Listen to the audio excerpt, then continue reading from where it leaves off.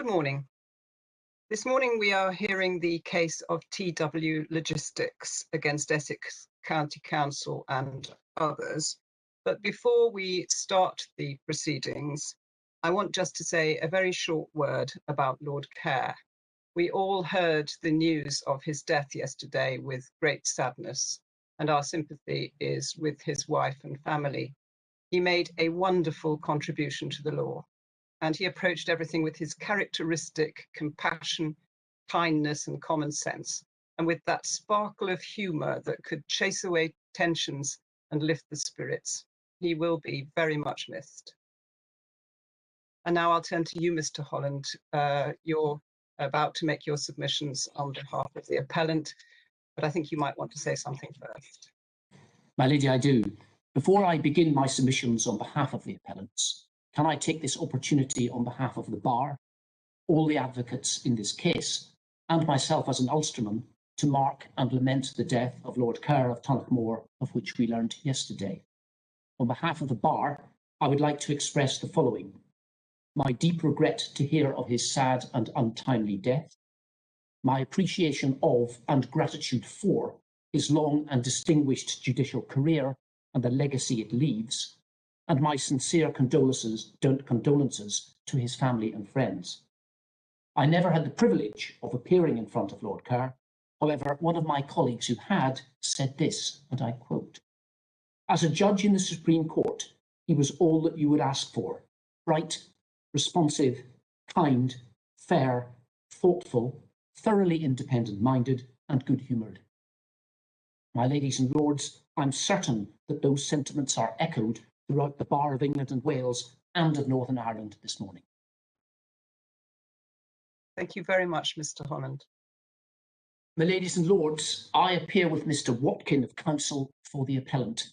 My learned friend Mr. Charland QC appears with Miss Taunton for the first respondent, and now thankfully recovered from the dreaded COVID, Mr. Wald QC appears with Mr. Eaton for the second respondent. I thought by way of introduction I might do a bit of orientation by asking you to look at the plan, which is at page 20 of the electronic bundle. There is a description of the site in the agreed statement of facts, but if you look at the plan, you could orientate yourself. If you look there, you will see the dark line represents the quayside, and on the right-hand side, you will see the Baltic Quay. That is where largely ships dock now, because that's where the deeper water is. And if one moves along to the left, in an easterly direction, one passes the grain silos, the transit warehouse. Then there is the former commercial premises, which are now residences, about the middle of the plan, the Maltings. One then moves into the eastern transit, and one sees the crosshatched, the double crosshatched area, and that is the area which has been declared to be a town and village green, or TVG. And just to beneath that, there is the Thorn Quay warehouse, which is occupied by EDME, EDME. One then moves again further, perhaps towards the north west, and one comes to the mixture commercial residential buildings. I think it's a former pub called the Grapevine. One then moves towards the top left-hand corner, and one gets to the Stockdale compound and the Stockdale warehouse. To put that in context, if you then go to, for example, page 22, you will see a photograph at the top of the page. I think it's marked 29.5, and you will see you are there standing on the TVG, and you're looking eastwards, and you see towards the left of the photograph in the distance, that's the Maltings. If you come forward from the Maltings, the gap there between the gable end and the quayside, that's the eastern transit. Then in the middle of the photograph is the Thorn Quay warehouse. To the right of the photograph is the Grapevine building, and you are standing in the foreground, and in the foreground is the TVG. And to look at it the other way, if you go to page 23, my ladies and lords, you're standing, the lower photograph is looking the other way, looking eastwards or northeast, you are standing on the TVG, and you will see the quayside. On the left-hand side of the photograph is the Port Road. That's the access to the public highway. In the middle is in front is the Stockdale compound. That's an open compound of storage of materials. And then in the background, in the middle, is the Stockdale warehouse itself.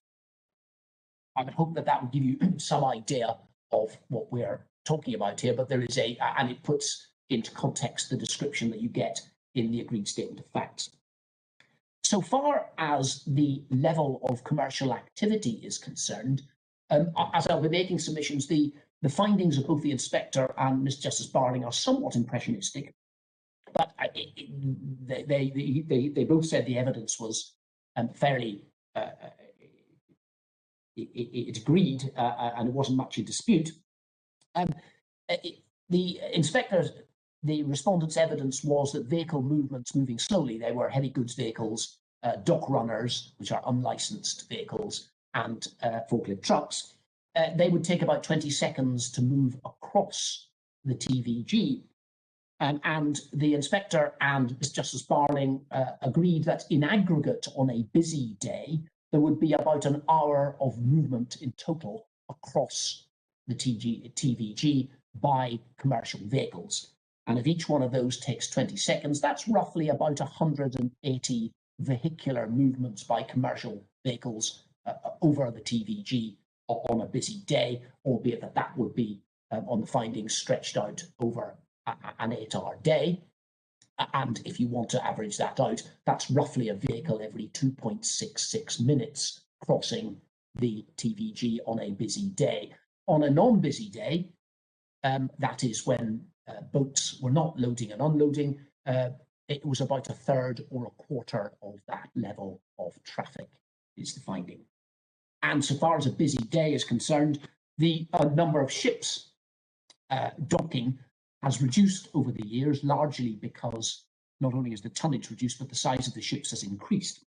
There were 432 ships docking in 1977, but the finding is in 2007, there were 90 ships, so somewhere between 1.5 and 2 ships per week. That, I hope, gives you some idea of the level of that commercial traffic. Now, we say that that's not a town and village green, but nothing in the red car case compels the court to that conclusion. And if the court is compelled to that conclusion, something's gone wrong. Now, as far as we can understand, the respondent's case amounts to saying this. 1, the appellant does not contend that the red car case was wrongly decided. 2, the Court of Appeal was correct that the principle in red car applies here and is determinative. 3, the Court of Appeal was then right to read down the Victorian statutes to accommodate the application of red car. 4, if that's tough on the landowner, then that simply reflects the balance struck by Parliament in favour of preservation of public open spaces. So far as red car is concerned, and I will deal with that in detail subsequently in my sections, we say this: red car is not determinative here. It is distinguishable on the law, firstly, because there was no consideration of the Victorian statutes in that case, and they are an inherent part of the statutory scheme. They were, in fact, expressly put to one side. Secondly, it's distinguishable on its facts. 1, the landowner's competing activity was itself residential, recreational rather, and there's no reason to suppose that you cannot take your pitching wedge and a bucket of balls onto a town and village green and practice your golf there. And secondly, that competing use had ceased. What triggered that case was the proposal to turn the land into a housing estate. Thirdly, we say that red car actually decides a very narrow point. It is, as this court noted only last year in the Lancashire case, quote, a somewhat special case. All that it decides is that deference by recreators to the landowner's use of land during the 20-year period is not necessarily fatal to the recreator's use being as of right. Now, red car might be correct on its facts, but nothing is there said which is determinative in this case. If necessary, we would say that Redcar was wrongly decided, but we don't have to go there because we don't invite you to depart from it because we think it's clearly distinguishable and doesn't apply in this case. I say that largely because my learned friend, Mr. Charland, in his submissions about 8 times, repeatedly asserts that we accept that it was correct. That's our attitude to Redcar up front, and I will deal with it as I go on in my submissions. Can I deal now? Start by yes. This. The rules of the court say that if you want to overturn a previous authority, you have to give notice of that, and you haven't. So when you say you're reserving your position, I don't understand what that means.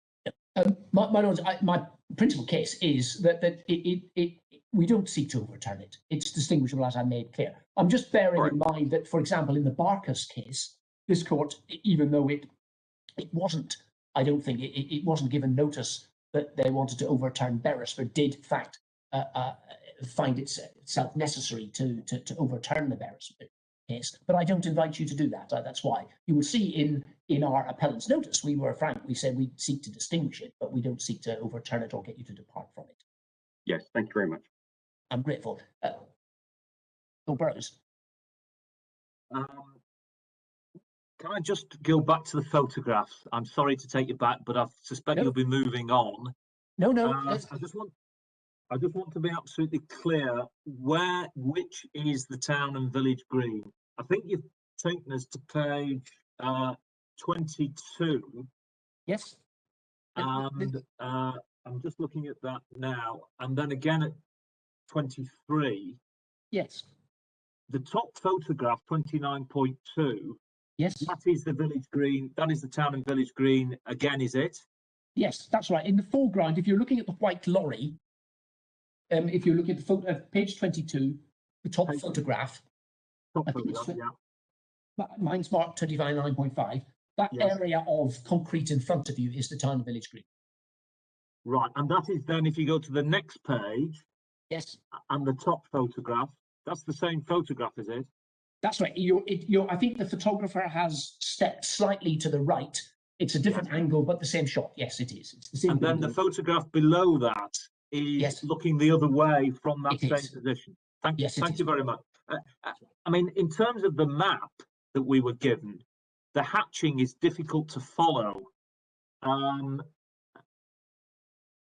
It is, my lord. That's because what it marks is the area which was originally sought to be registered as a TVG by Mr. Tucker. That was reduced by the inspector to the area which it's the double hatching is the relevant area, I think. So there's an area you will see which goes out towards the highway. That was the area originally sought to be registered. But the area that's actually registered, I think, is roughly the cross-hatched area that you see on that plan, the double hatching, or the double lining. Right. Okay. Thank you very much. Are we somewhere given some indication of the area of that? Not really, no. Right. I think everyone knows what we're talking about, but I don't think there's anywhere which gives you an exact area. It's not noted as, it's not registered as a particular area. And Mr. Wald, I think, might want to intervene. My lord, in case it assists, we've measured it, or the second respondent has measured it, and it's a little over 200 metres squared. Thank you. I would like a better. I'm sorry, Mr. Holland, but I would like the parties to agree a map which shows only the area we're dealing with. We've given some very confusing maps. If you look at page 20, that's got 2 lots of hatching. I see only one tiny bit of double cross hatching. Well, it's relatively the map which now shows the town and village green as registered. My lady, I'm sure we can find that. Can you give me some time, and I'll see if I can. Of course, I can come up with that. But it is a relatively small. I think we make it clear, and it's a relatively small area. But nevertheless, so far as the port is concerned, it's a very important area, and that's the point. I'm going to move on to ground 1, if I may, and I will spend a lot of my time dealing with that.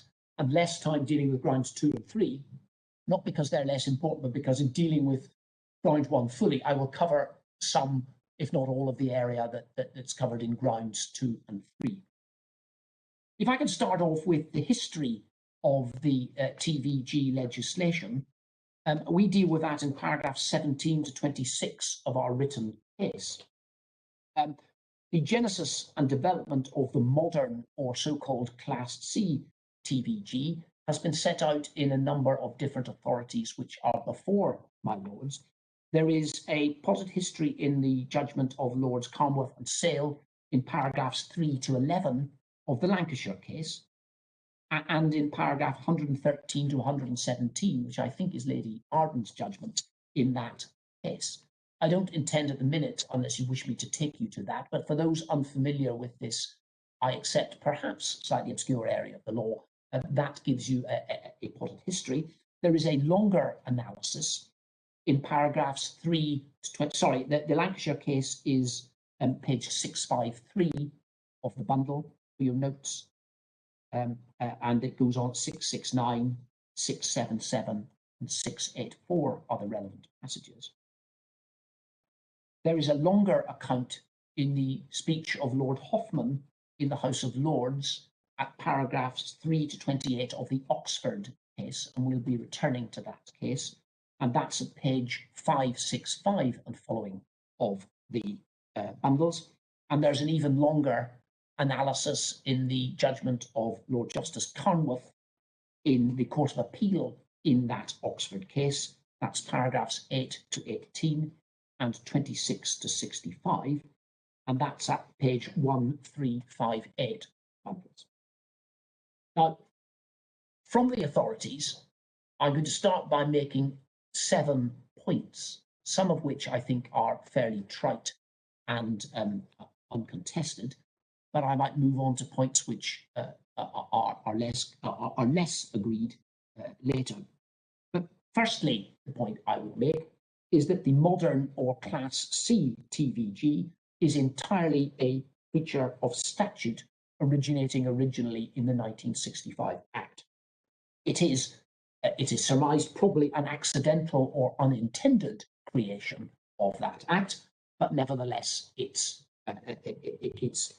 created, and that you get that, for example, from paragraph 68 of the Barkas case, which is at 856 of your bundle. The second point is that it follows that the exercise which the court is required to undertake in this case is a pure question of statutory construction of what is now section 15 of the 2006 Act in the light of the other sections.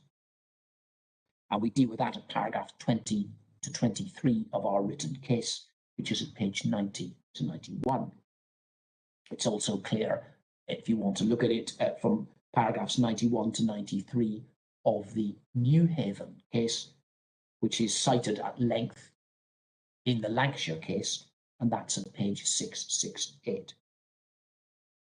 The third point I'd like to make is that if one looks at section 15 of the 2006 Act, and I invite you to do that now, it's at page 546 of the bundles. It's volume 1, divider 4, if you're dealing with paper bundles, as I am. You will see that the key words are in 15, it's 15.3, which applied in this case, but the words are the same. This subsection applies where a significant number of the inhabitants of any locality or any neighbourhood within a locality, and these are the key words, indulged as of right in lawful sports and pastimes on the land for a period of at least 20 years. And those words haven't changed through the 1965 Act, its amendment in 2000, the 2006 Act, and its amendment in 2013.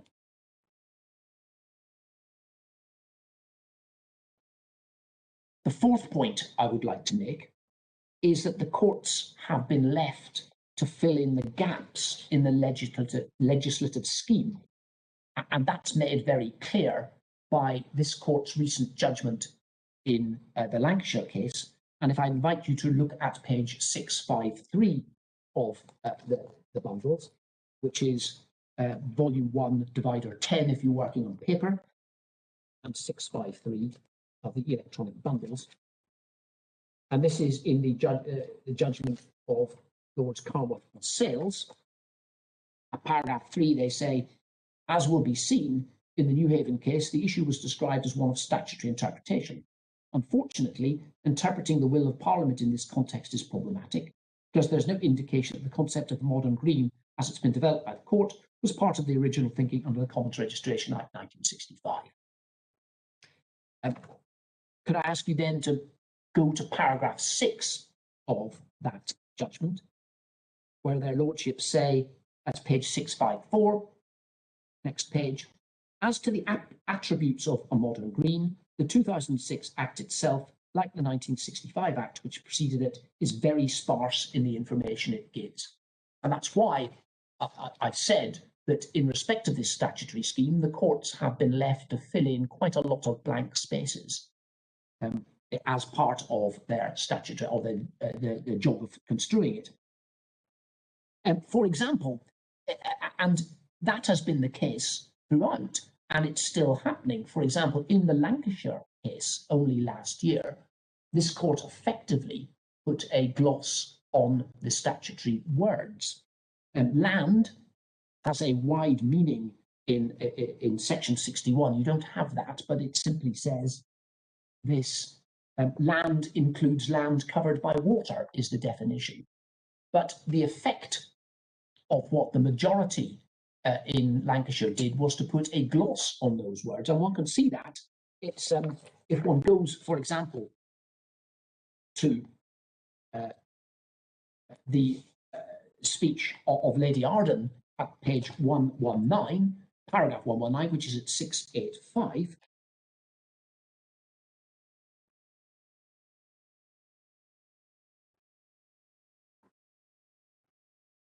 She says this in the last sentence, complaining about the effect of the majority decision.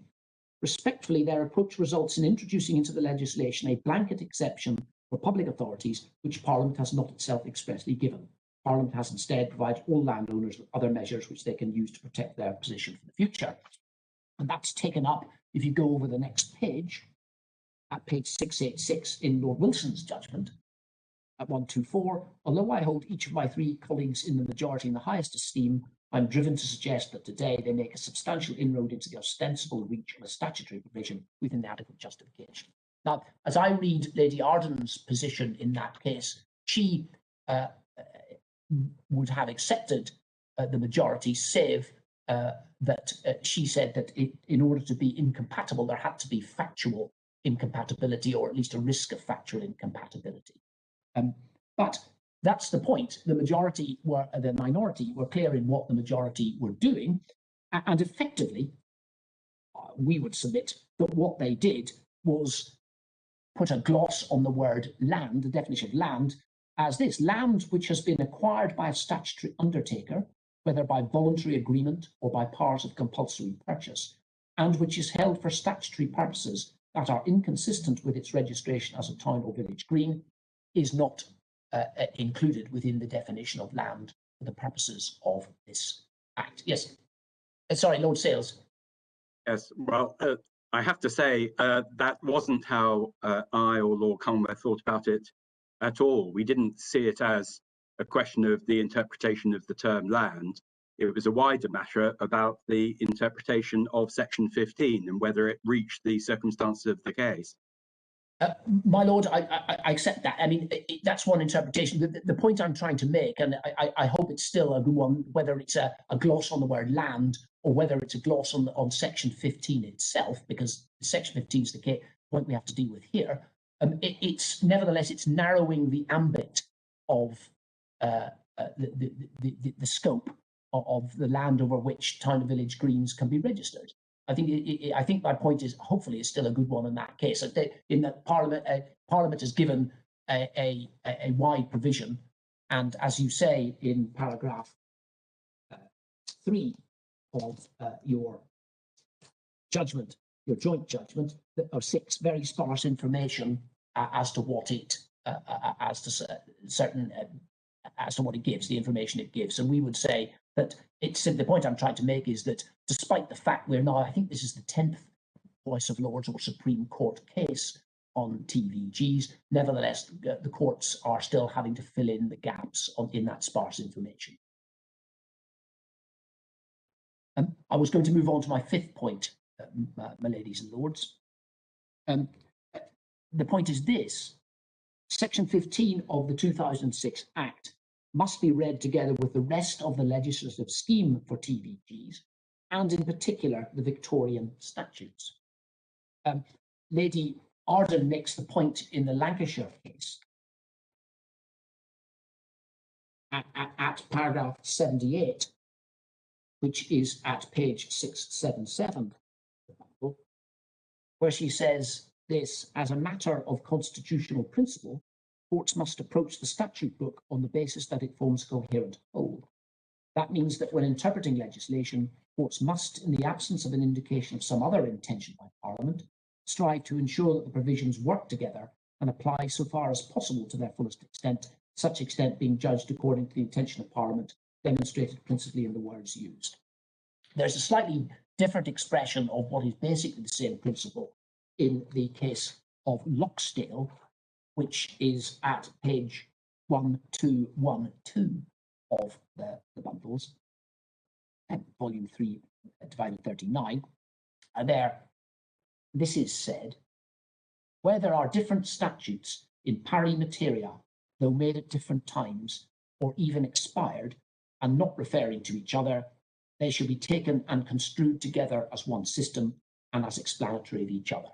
Now, that may be absolutely trite in this court, but the problem that one has with Redcar is that it came to a view as to what, on the interpretation of Section 15, without considering the Victorian statutes, which are an inherent part of the TVG legislative scheme. I'm moving on to my 6th point, in respect of which I invite you to look at the so-called Victorian statutes. I'd start with Section 12 of the Enclosure Act 1857, which is at page 537 of the bundle, volume 1 of the authorities, tab 1.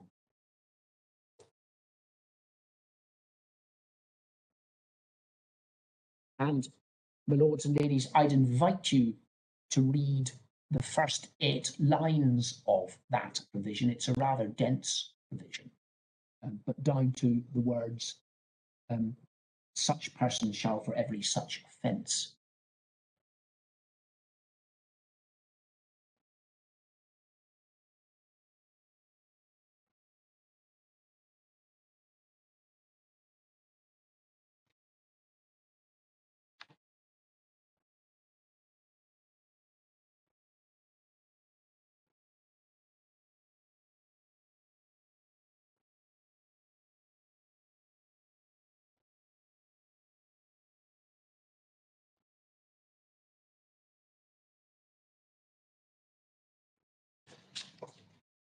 My lords, we say that creates a number of separate offences.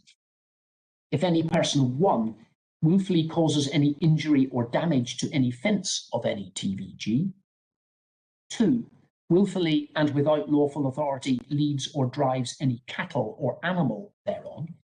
And I pause to note there that that's the only offence which has the word without lawful authority on it as part of it. 3, wilfully lays any manure, soil, ashes, or rubbish, or other matter or thing thereon. 4, does any other matter whatsoever to the injury of such TVG. 5, does any other act whatsoever to the interruption of the use and enjoyment thereof as a place for exercise and recreation. Those, we say, are 5 separate offences. They are clear and very wide, and we say the clear purpose is to prevent any activity by anyone on a TVG which interferes with its use and enjoyment as a place of exercise and recreation. Lord Sales, sorry. Yes, Mr. Holland, thank you. I was just pondering what you summarised your position was in relation to Redcar, where you said the problem with Redcar was that in interpreting the Commons Act, the court didn't consider the Victorian statute. So, I mean, that sounds as though you're saying that the decision in Redcar was per incuriam, because is it the House of Lords? Sorry, no, it's this court, it's the Supreme Court. It's the Supreme Court, forgive me. Because the court, in construing the effect of the Commons Act, didn't have regard to material which should have affected the proper interpretation of that act. Is that the submission? No, Milo, my primary submission is that they didn't have to, because they were considering a very narrow point, which was, and I'll take you to that, is simply the question of deference. It's the issue of deference. Did the fact that the recreators deferred to the landowner's conduct or behaviour on the land, did that per se render their behaviour not as of right? That's all they were considering. It's right that they then went on to consider certain of them wider aspects, but they quite clearly didn't. It's quite clear they didn't consider the Victorian statutes. They were deliberately set aside. But the point is that insofar as the Court of Appeal in this case drew a wider principle from that case, then they were wrong to do so. Right. All right. So you're not suggesting that Redcar was decided per incuriam, the Victorian statutes? Well, if the principle is no, but if the principle is as derived by the Court of Appeal in this case, yes, it was, but we say it wasn't. So it's rather he speaks with forked tongue. But yes, my primary submission is no, it's not. It's a narrow. Redcar decides a very narrow point, which on the facts of that case is correct. Yes. All right. Thank you. That helps. I've got 5 offences there, clear and very wide. If you look at the first respondent's written case at paragraph 83, they say that the word other in this section qualifies all of the previous offences, such that acts are only prohibited, all the acts where they cause injury.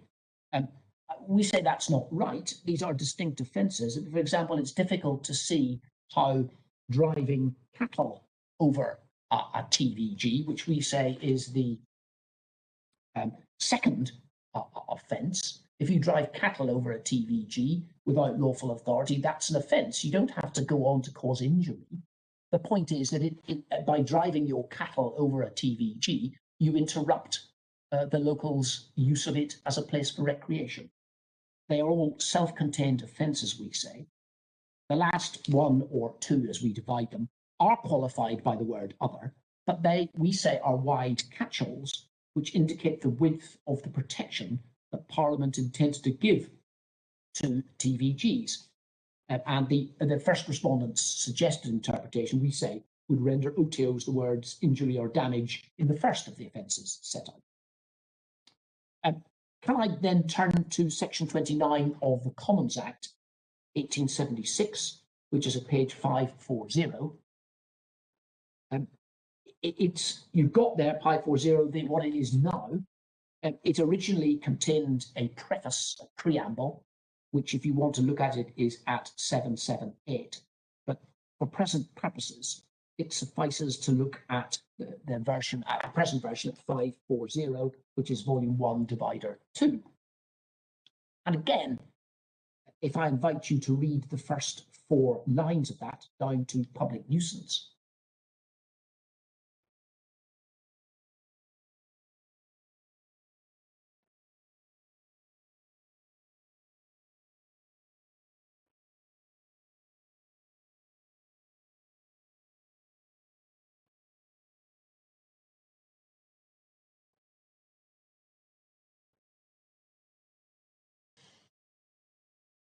I'm grateful. Again, we say this creates a number of clear offences. An encroachment on a TVG. Secondly, an enclosure of a TVG. Thirdly, any erection on a TVG. Fourthly, any disturbance of the soil of a TVG. Fifthly, any interference with the soil of a TVG. And sixthly, any occupation of the soil of a TVG are all offences. The qualification to all of those is that they, in order to be offences, they have to be, quote, made otherwise than with a view to the better enjoyment of such TVG. then if they are deemed to be a public nuisance. And we submit the deeming provision makes clear by implication that these acts would not otherwise be public nuisances. They are to be treated as them because the statute says so. I'll return, if I may, to the Court of Appeal's interpretation of the Victorian statutes when I deal with ground 2. But the point for present purposes, my 6th point, is this, that these statutes have never been amended or disapplied by Parliament to TVGs. Thus, the 6th point is that Parliament has clearly struck a balance on TVGs in favour of the recreators, in that the Victorian statutes are clearly intended to prohibit and indeed criminalise on modern TVGs a very wide range of activities which would otherwise be perfectly lawful on that land, particularly if carried out by the landowner. Parliament has maintained that balance in both the 1965 and 2006 Acts, as well as through the subsequent amendments to them both. My 7th point is this. Now, while this is a different context from the New Haven, Lancashire principle, whereas there is found to be a conflict between the TVG regime on the one hand and the different statutory regimes which applied to the land in those cases, we say there is a similar principle at work here. If, as the Court of Appeal has held, Redcar permits registration of land such as this, on which the landowner is throughout the relevant period carrying on commercial activity, then there is an internal conflict between Section 15, which might allow on the Court of Appeal's interpretation registration of that, and the clear words of the Victorian statute. Now, the Court of Appeal's answer in this case was to look at Section 15 in isolation, apply what it derived as the Redcar principle of give and take, and say, well, on the face of Section 15, we can therefore register this land as a TVG. However, the landowner's activity will thereafter be criminalised, potentially, by reason of the Victorian statutes. So we have to read down the Victorian statutes in a way which doesn't criminalise behaviour which we say is a larger. We say that's illegitimate. We say the question here is, did Parliament, in enacting the 1965 and 2006 Acts, intend that land could lawfully be registered as a TVG in circumstances in which, throughout the relevant 20-year period, the landowner had carried out its own lawful activities, which, although they had not prevented the locals' recreational activities, would be criminalised following registration. And we say Parliament clearly could not have intended that. Those are my 7 points. Yes. Sorry, me again. The way that you've just expressed that principle doesn't make it sound as though it actually depends upon the landowner carrying on commercial activity. It's just any activity that he was formerly carrying on which would be criminalised. Is that right? Yes, it does. I mean, that's the factual difference between this case and the Redcar case. On the Redcar case, the landowner's activity were the members of the golf club, which is a recreational activity. And we say that is important. If one looks at the way the Supreme Court dealt with the Redcar case, a lot of them, they said, well, as a matter of factual and practicality, the recreators are going to give way to the golfers, or it's not going to happen. So there's a good deal of reference to the facts of that case in Redcar. But one of the distinguishing features is that the activity which my clients, are carrying on and want to continue to carry on can not be described in any way as recreational and must be criminalised by the Victorian statutes once the registration of the TVG has occurred, unless one reads right down the Victorian statutes themselves, which is something Parliament hasn't done. But yes, my Lord's right that it's not confined to commercial activities, it's any activity which would conflict in a way that falls within the various offences set out in sections 12 and 29. Thank you. Another way of looking at it, we say, it is the key. Sorry, Lord Burrows. The result of that would be a golf course wouldn't be able to change its bunkers or greens. What? And you couldn't have a village green which incorporated a golf course. Well, that's the finding of Redcar. Yes, you can. I mean, I think Redcar, the land was, I think it's 3 holes and a clubhouse was on the land. It's 2 or 3 holes. I think it's 3 holes and of the golf course, and the clubhouse was on the relevant land. Now, by the time of Redcar, the golfing use had ceased. But to what extent the golf course could, for example, change the nature of the course, put in extra bunkers or a water feature, is a moot point. But I suppose it might be said. Sorry, it might be said that because it's a recreational activity and the landowner has residual rights, then if Redcar's right, then yes, they could, because it didn't make any substantial difference to what had been happening before. So is that sorry, Lord Burrows? Yes, I just wanted to ask, perhaps from a relative position of ignorance, as to whether this sort of argument has been raised in other cases, leaving Redcar to one side. I mean, the proposition you're putting forward would appear to be rather a wide-ranging one in terms of you're saying you can't have a position where there's criminalisation by effectively registering a land as a town and village green. Has this argument actually been considered in any previous case, and would any previous case now have to be decided differently, whether it was argued or not? There's only one previous case where it was directly raised, and that's a case called Lang. It's a judgment of Mr. Justice Sullivan, which I'll take you to, and that is supportive of our view, we say. And if you look at the judgments in both Oxford, it predates Oxford and Redcar and is specifically considered in those, but it's never been overturned or it's never been specifically overturned. Although, okay, following on from that, is there anything in the literature where this has been discussed, this point, that's helpful to us? I don't think so. I think all the literature does. My learned friend cites from Gadsden on town and village greens, but there's not my reading of that extract, and he cited an extract in your further bundle. There's a further small bundle which was launched a few days ago. My reading of that is it simply reflects the case law as it is. There's nothing. I don't think there's any, with all due respect to the editors, the very learned editors of that textbook, I don't think there's any academic analysis that I have found, we have found, which would assist.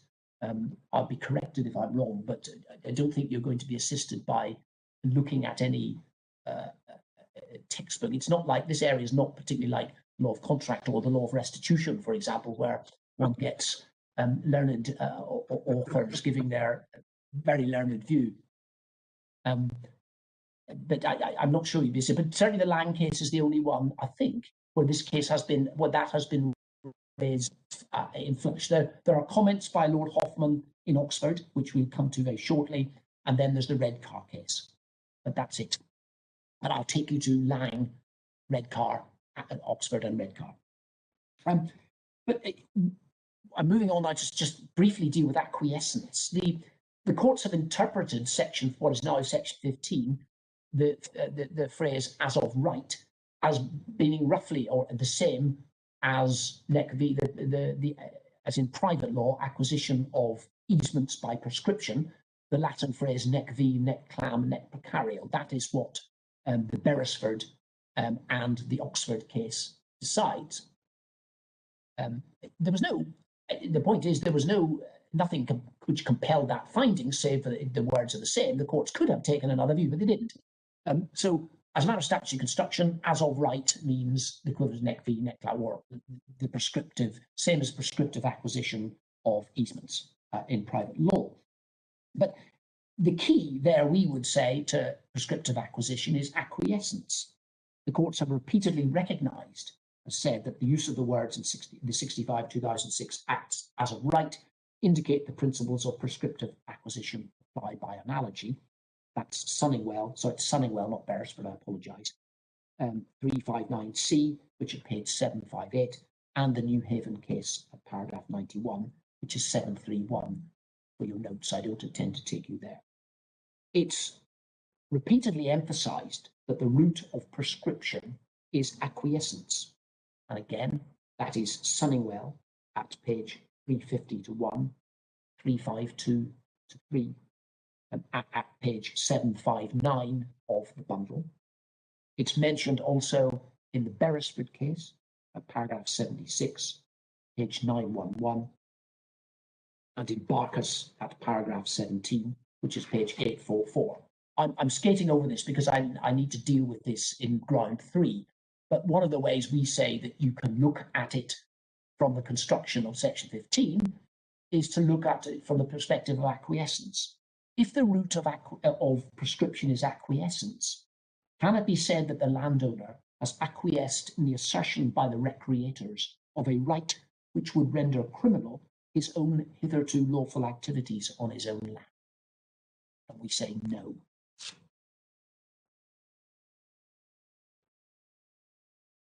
My ladies and lords, the next point I want to make is this one. The crucial factor in this case is not the nature of the land itself, character of the land. The crucial point is rather the nature of the landowner's activity on the land during the relevant 20-year period.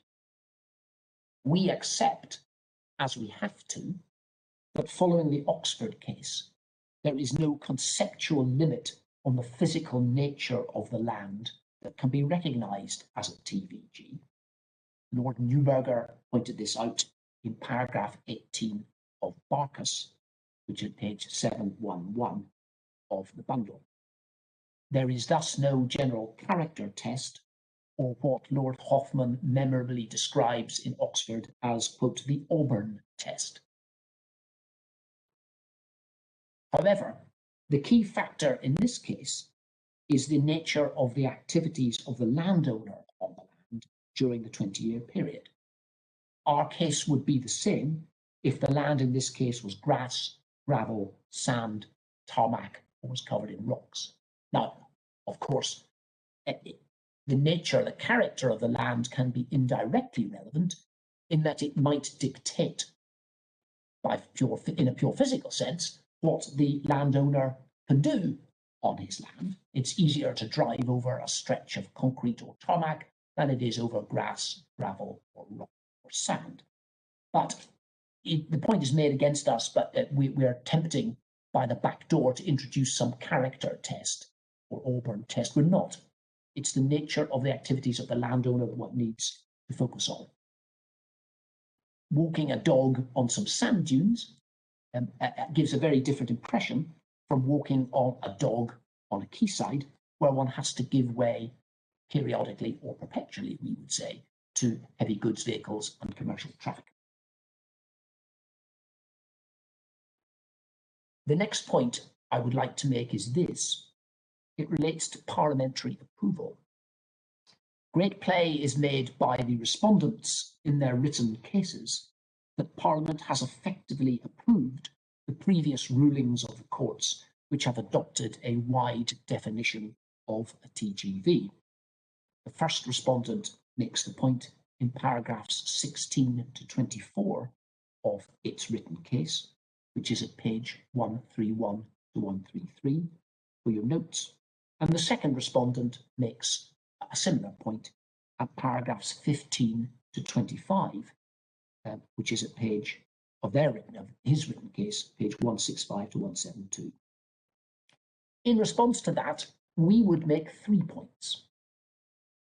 Firstly, as I've already stated, it cuts both ways.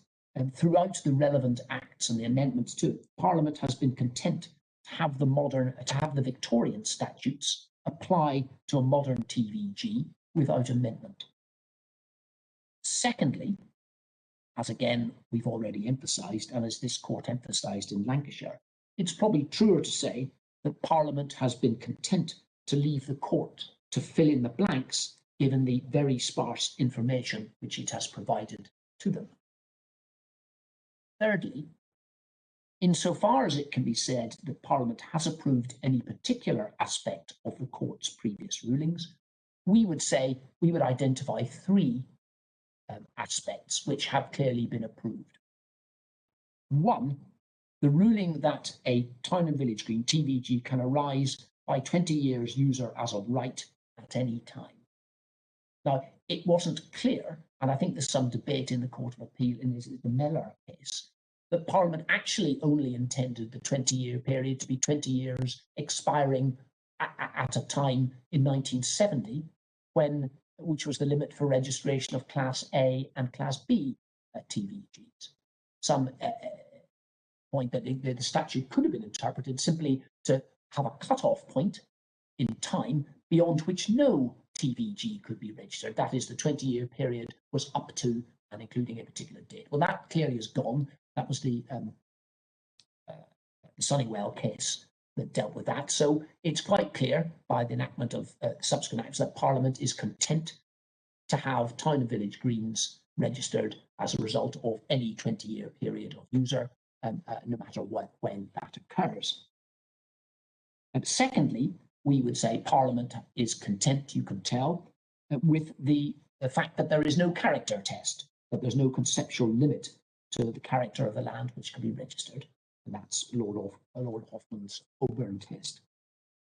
Thirdly, we would say Parliament is content with the ruling that registration of land as a TVG is, in the memorable phrase of Lord Walker in Oxfordshire, one size fits all, i.e. that there is only one class of TVG, and as registration of lands at TVG as a result of one type of recreational user allows its use for all other types of lawful sports pastime. I'm going to take you very shortly to Lord Hoffman's reasoning for that. We would say the registration provisions in the 2006 Act are the same as those in the 1965 Act. Secondly, Parliament has not sought to define or set out any different category of TVG by reference to the different activities which registration will permit. It could have done, but it hasn't. And if you compare another section, if I ask you to go to section 3.4 of the 2006 Act, which you'll find at page 780 of the electronic bundles, it's volume 2, divider 15. If you're in old-fashioned paper,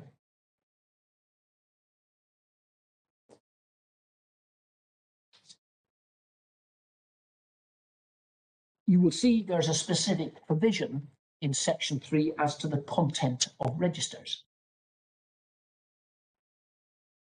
If you go to section 3.4, it says this: the following information is to be registered in a register of common land or town or village greens in respect of a right of common registered in it.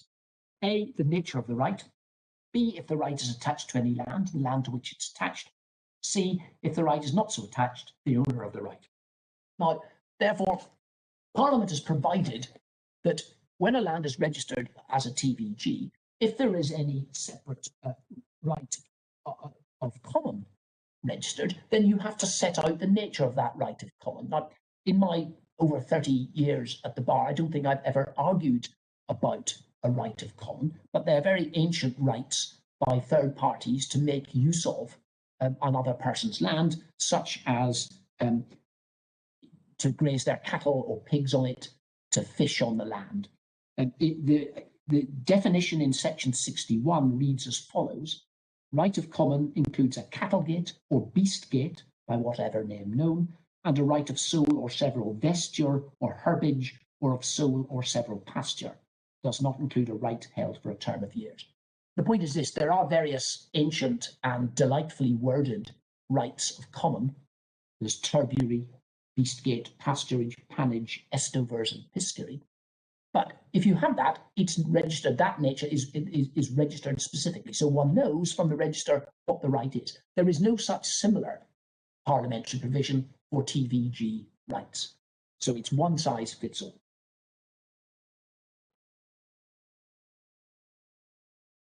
My lords and ladies, I now have to turn to 5 important cases which I would like to draw, to which I'd like to draw your attention to. And this is in order to make good our point that the application by the Court of Appeal in this case, the so-called principle of coexistence or equivalence, said to derive from Redcar, was illegitimate. One needs to examine the origin. This is dealt with in our written case at paragraphs 52 to 67.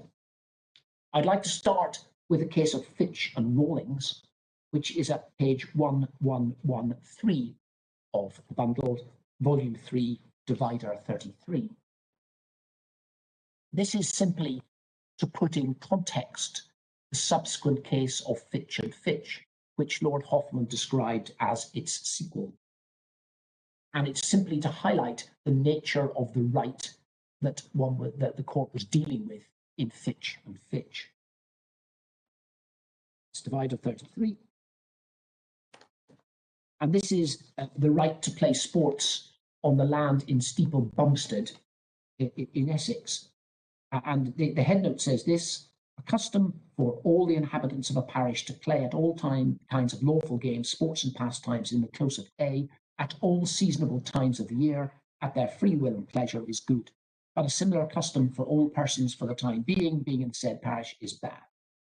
And then just read down there was an action for trespass for breaking and entering the plaintiff's close at Steeple Bumstead in Essex, playing there with divers other persons of the plaintiff unknown at a certain game called cricket, and other games, sports and pastimes doing so.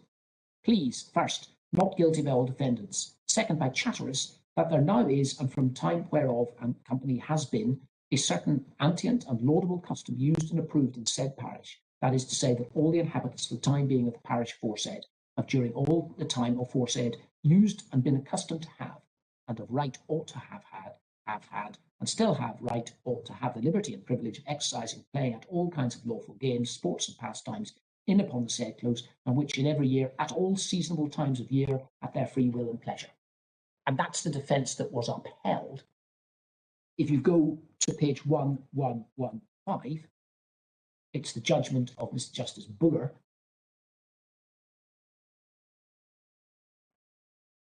And can I ask you to read to yourselves simply the paragraph that begins, but the real question is, which is starts just under halfway down that page.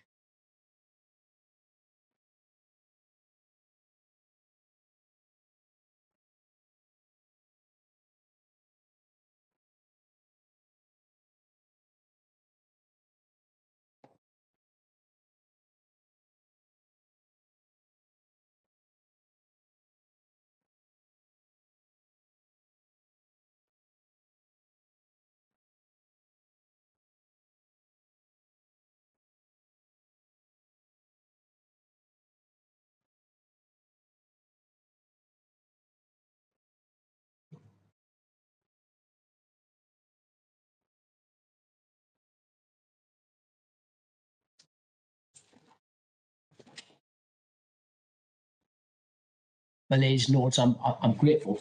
The point there that the right established, which is subsequently dealt with in Fitch and Fitch, is one at all seasonal times of the year. And that is defined, we see in the case of Bell and Wardell, and I'll take you to that now briefly, which is at 885 of your bundles. That's volume 2, divider 23, if you're working from paper.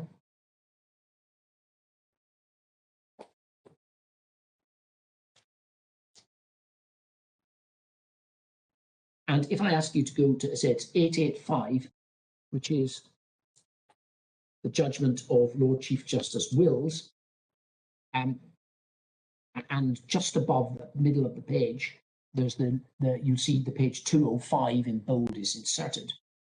Just above that, these cases are not controverted, but it was said that it was here averred to be a seasonable time, which was admitted by the demurrer, or at least that an issue ought to have been joined that it might appear on the evidence at the trial whether it was a seasonable time or not. For it was said that by seasonable times was meant in good weather, when it did not rain, snow or hail, and when it would be seasonable to ride out for the preservation of health, as the custom is laid to be. But to be sure, the word seasonable will admit here of no such construction, for it's ridiculous to say that unseasonable was meant in respect of the person claiming the right, for if he's a general right, he's not bound to ride out just when he pleases. But unseasonable must necessarily mean in respect of the owner of the soil. Otherwise, the custom would be a very strange one that all the inhabitants of the town of Newcastle might ride over the plaintiff's corn and grass at all times of the year, whenever they pleased, which would be to say the inhabitants of Newcastle had a right to take away from the plaintiff all the profits of his own land. The point I'm trying to emphasise is that the right in fiction rulings, which is dealt with in fiction, is a right at seasonable times. That means it's effectively what I would describe as a sequential right. At certain times of year, when the crops are growing, farmers growing his crops on the land, the recreators have no rights of access at all. At other times of year, when the farmer's finished harvesting and before he's planted, the recreators' rights are take precedence, and they can play their games of cricket whenever they want. Now, we need to look then, in my respectful submission, at the case of Fitch and Fitch, because this appears to be the cornerstone of the so-called principle of equivalence, which is derived subsequently in Oxford and then said to be derived in Redcar. And it's at page 553 of your bundles, which is bundle 1, divider 7. Now, this is the same right and the same tract of land as in the Fitch and Rawlings case. It's in Steeple Bumpstead. And can I ask you, it says, the head note, under a claim of right by a custom for all the inhabitants of a parish, evidence that a party claiming such right rented a tenement within the parish, which he used occasionally, though he did not actually reside in the parish, will support the custom.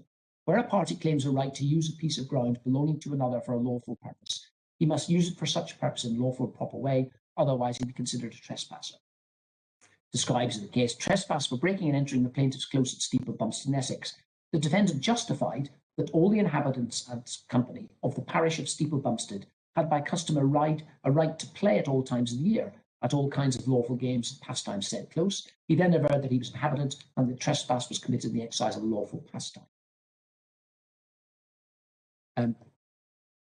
If I ask you to go down to just below the paragraph start, just below the number 544, it says this: upon the issue of the new assignment, the excessive and unnecessary injury, the evidence was that the locus in quo, which was the soil and freehold of the plaintiff, had been let to run to grass, which the plaintiff had mowed. The defendants had gone into it, trampled down the grass, thrown the hay about, and mixed gravel through it so as to render it of no value. The counsel for the defendant contended that if the right was established for the inhabitants to play any games in the close, the defence would justify the removal of any obstruction to the free exercise of the joints of the right they claimed, so they were justified in throwing the hay about in the manner stated. There then follows the judgment of Miss Justice Heath. Can I ask your ladyships and your lordships to read that to themselves? It's very brief.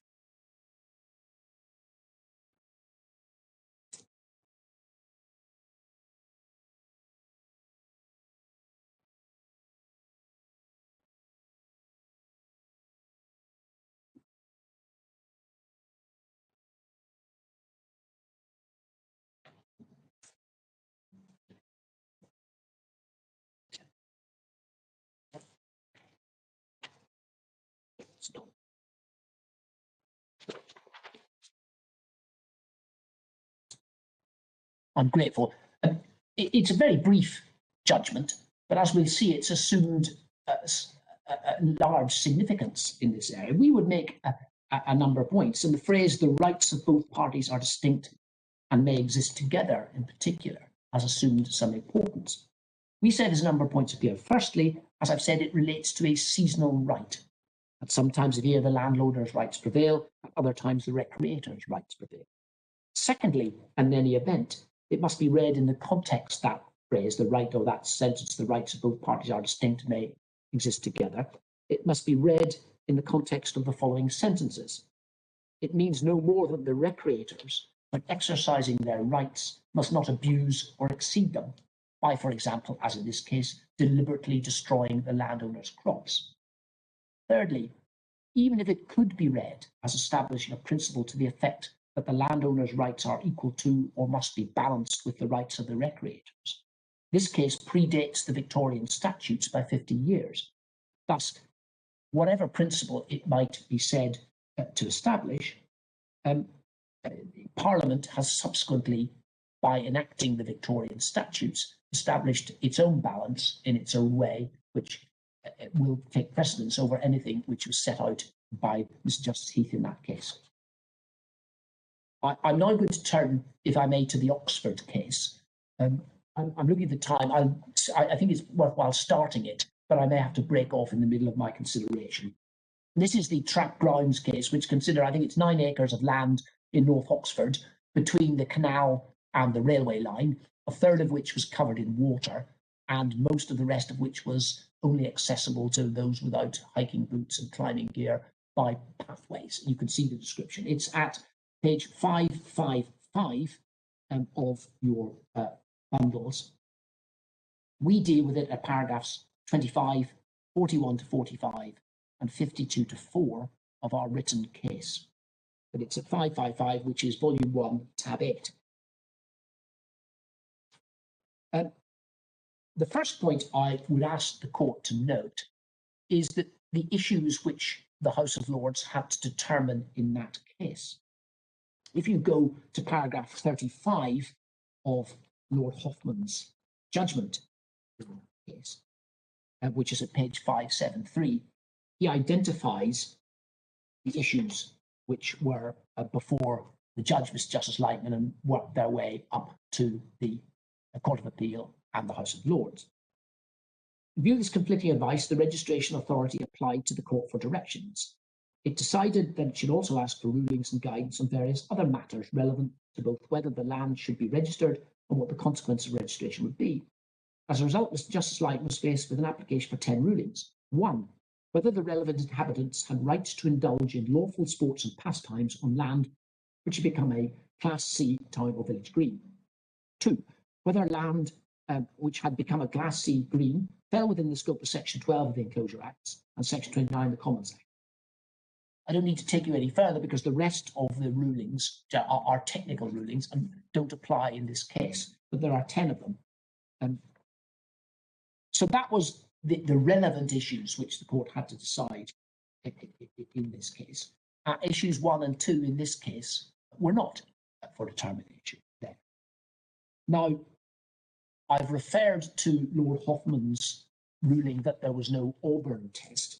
And it devised, you get that from, if you look at paragraph 3, he cites Goldsmith's The Deserted Village. And then at paragraphs 37 to 40, although he describes, which is at page 574 of your bundles, he describes a visceral unease at the lack of resemblance between the land registered in that case and the traditional village green. He nevertheless finds or rules that there is no Auburn test. That's the point I've made, that Parliament has accepted that ruling, and thus there is no jurisdictional point on the character of the land. Simply because a land doesn't look like what in the mind's eye is conjured up by a town and village green, whatever that might be, doesn't mean that they're limited, that registration is limited to that type of land. There is no additional test as to the character of the land itself. Now, on issue 1, Lord Hoffman and the majority found that one size fits all, that when a town and village green was registered, the inhabitants had the full rights to use it for recreation. And he deals with that at paragraphs 49 and to 53. And these are, we say, important paragraphs in this context. And I would ask you to read them, particularly paragraphs 49 and 50 in this case. It's at page, say it's 578.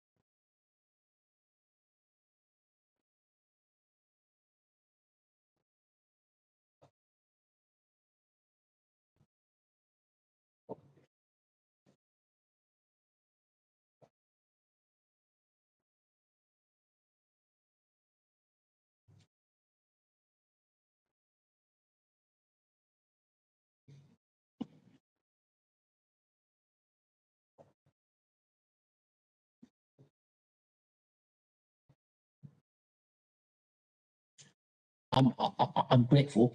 You will see at paragraph 51, he deals with Fitch and Fitch, who says this does not mean the owner is altogether excluded from the land. He still has the right to use it in a way which does not interfere with recreational rights of the inhabitants. Give and take both sides, Fitch and Fitch and Fitch and Rawlings, and he cites the judgment of Mr. Justice Heath, and then he concludes at 53, which is 579. For this purpose, it was, in my view, a necessary implication the lands conclusively presumed to be a village green should be subject to the rights which the statute treats as creating a village green, namely the right to indulge in sports and pastimes. Now that is accepted by Lord Roger at paragraph 114, and very pithily by Lord Walker.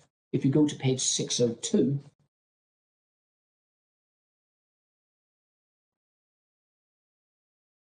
paragraph 127, the last sentence, he says this: the construction of the statute proposed by Lord Hoffman would, as he recognises, paragraph 49, put all customary recreational rights into a single one-size-fits-all category. That's why I've used that shorthand. And he goes on the cumulative force of the 8 points made in paragraph 39. So issue 1 was decided that they do have all recreational rights, and it's one size fits all. Once you register by one particular method, by walking a dog, you, as a matter of law, have the right to have a picnic, play sports and pastimes, and even erect a maypole. There's no distinction legally between that different types of village green or registration. For what it's worth, Lord Scott disagrees at paragraphs 104 to 106, and Baroness Hale would not have answered the question at all in paragraphs 145 or 7. On issue 2, if you go to paragraph 56, which is at page 580, Lord Hoffman finds that the Victorian statutes do apply to a modern TVG. First question is whether effective section 10 of the 1965 Act is to apply to these statutes to land registers, town, village green. I agree with Lightning Court appeal that it does. And again, that's the majority view. Lord Roger agrees, as does Lord Walker.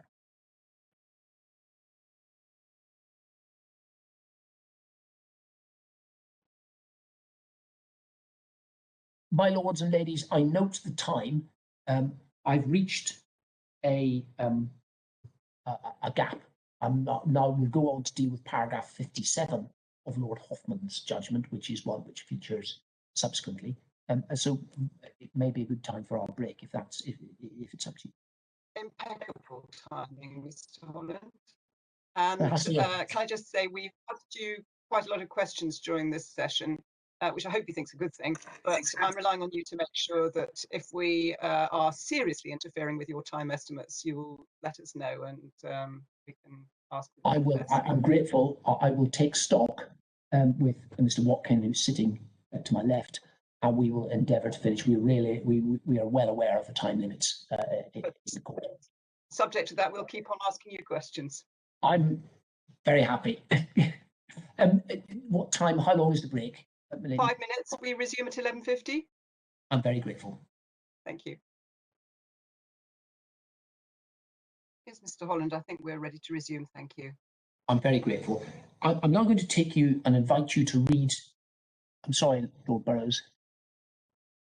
Just before you move on, is it part of your case that this principle in the Oxfordshire case in itself means that this particular part of land should not have been registered as a town and village green? Is that part of your argument? Well, part of my argument is that the registration of a town and village green is a matter of law. As a matter of law, one size fits all. When you see when we come to first red car and then the Court of Appeal decision in this case, that's not what the clear implication of what the Court of Appeal have found in this case is. That's not the case. They find, as a matter of law, as do certain of the judges in Redcar, that you can have as a matter of law, the landowner can do certain things, and that limits the rights of the recreators over the land. And we say that's contrary to what the majority of the House of Lords found in the Oxfordshire case. Yes, so I think the answer to my question is yes, that is a point that you're making. I'm sorry, it's a rather politician's answer, rather long-winded without going straight to the point. I apologise. Because if a point here is that the commercial operator must be entitled to continue as it's been carrying on before, you then face the question, what are the rights of the public? And your proposition presumably is, well, it's not just that they can carry on doing what they've done before, which may be compatible with previous commercial enterprises being operated, but under this principle, they can add on all sorts of other things that might well be completely incompatible. I mean, if they set up, let's say, a football pitch there, you would say, well, they're entitled to do that under this principle.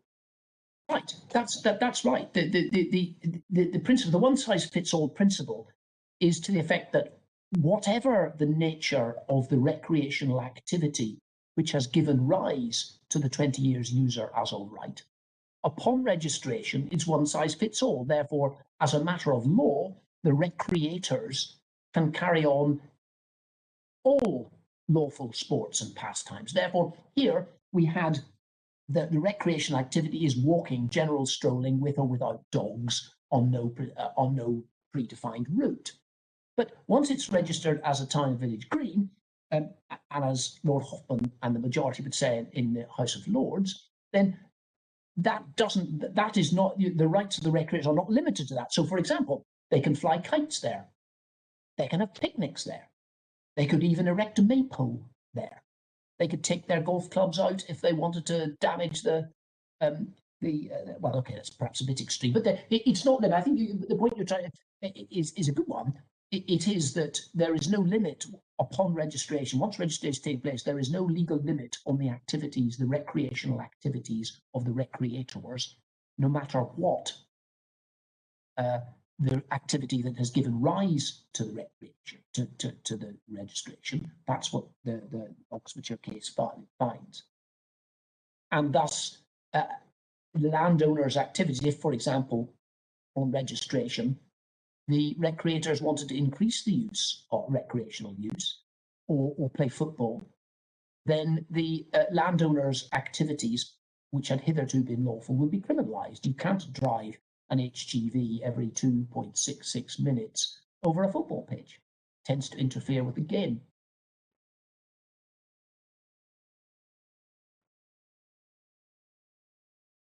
Can I ask you, I was going to invite you to look at paragraph 57 of Lord Hoffman's judgment, and I invite you to read that to yourselves, if I may.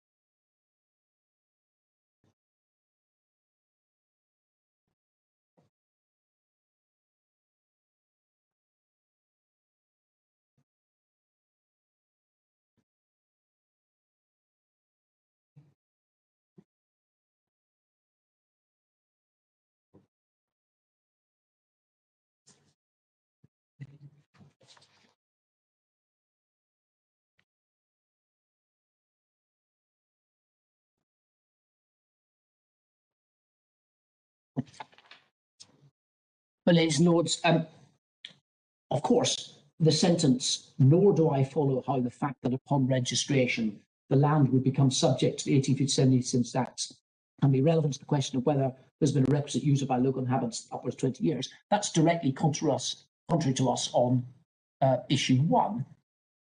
However, we would make a number of points about that. Firstly, there was no argument addressed to the House of Lords on the issue of the effect of the Victorian statutes pre-registration.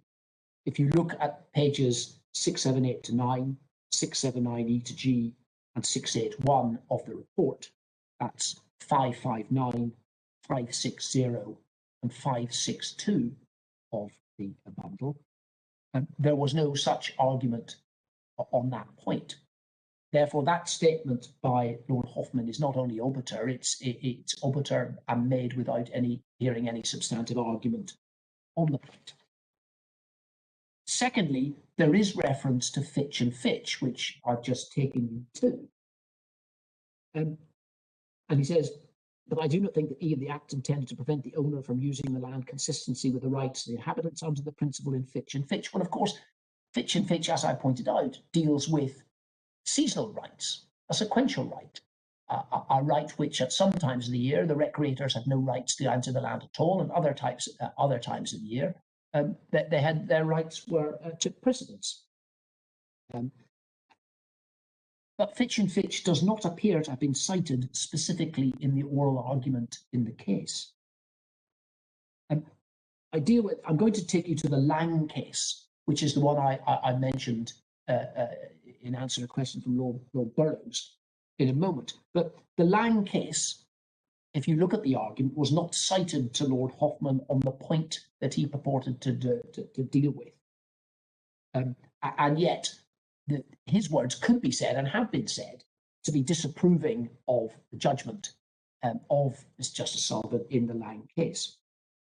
Although I would say the sentence at letter E, no doubt the use of the land by the owner may be relevant to the question of whether he would have regarded persons using it for sports and pastimes as doing so as a right. It would support our proposition on ground 3. Therefore, yes. Sorry, Lord Sales. Yeah, just on that, hasn't it been found as a fact by the inspector and the judge that the persons were using the key as of right for the purposes of section 15? Oh yes. As the factual findings are clear, so much as they are. But yes, they have gone on to find that use is as of right, despite the accepted use by the landowner of the same land at the same time. So I was just trying to understand the point that you were just making, because Lord Hoffman raises the point as something relevant to an assessment whether user was as of right. But here we actually have factual findings that it was as of right, which in effect we're stuck with, aren't we? Well, you're stuck with the primary findings, but we say as a matter of law in these circumstances, it can't be as of right. I don't invite your lordships, of course, to overturn any of the factual findings. They're set out and I've outlined them. They're set out in the agreed statement of facts, and I've outlined the nature of the commercial use, but it's quite clear that the findings are that whereas when a vehicle crossed, a recreator got out of the way, they were never stopped. Recreators weren't physically stopped or prevented from walking their dogs on them. But that's as far as... Sorry, I didn't mean to cut you off. No. Do we have the Humphreys case in the bundle? I'm not asking to go to it now, but just a reference. I don't think we do.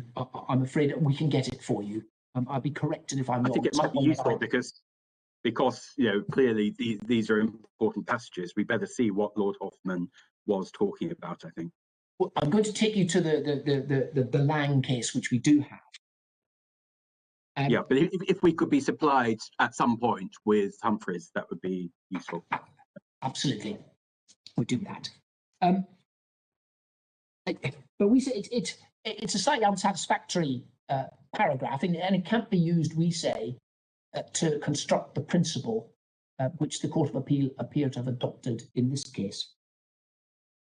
I'll take you to the Lang case now, because it's the only other case where this issue has been clearly addressed. It's a judgment of Mr. Justice Sullivan. Its first instance, it's at page 1150 of your authorities bundle, which is at volume 3, tab 37, if you're on paper.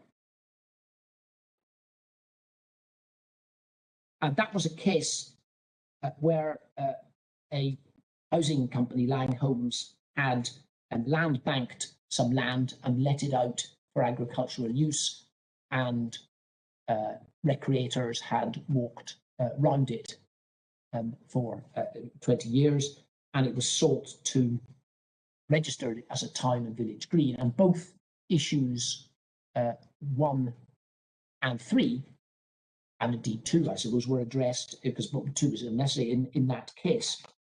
Can I take you to and ask you to read paragraphs 61 and 62, please?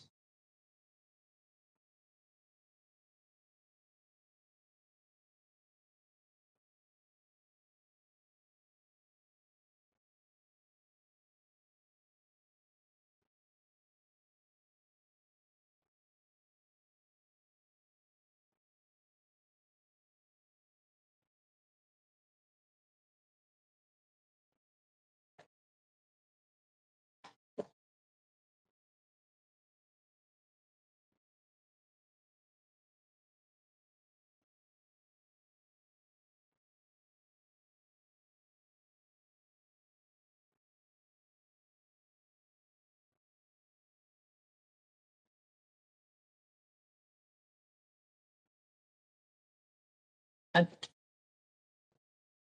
Ms. Justice Sullivan, if I can take it, then deals with that at 63. This supports the proposition that the use of land for growing a hay crop was not incompatible with the existence of a customary right to indulge in lawful sports or pastimes in the land, fiction rowing. Prior to the enactment of the 19th century legislation, the two rights could coexist. Each right was conditional upon it not being exercised in such a way as to deliberately obstruct the exercise of the other. Since the enactment of Section 12 of the 1857 Act, it has not been possible to establish such conditional rights. Rights of common can no longer be created by prescription over a village green. If the grazing is within owner's permission, it will not be as of right. If it is without lawful authority, it will be a criminal offence, and thus will not give rise to prescriptive right. That's in Bolden. Moreover, Section 12 makes any act to the interruption of the use and enjoyment of the village green as a place of exercise and recreation a criminal offence. Whatever may be the position in relation to customary rights which have been established by 1857, where haymaking and recreational use were able to coexist, no such rights have been established after the enactment of Section 12. The village green is established. Any other use involving acts which would interrupt its use for enjoyment and recreation are effectively prohibited. It's difficult to see how the various steps that are necessary to gather a hay crop, as opposed to mowing grass to keep it short and usable for recreational purposes, could be said not to amount to such interruption. And then he deals with Section 29 of the Act. Can I ask you then to read paragraph 68, please?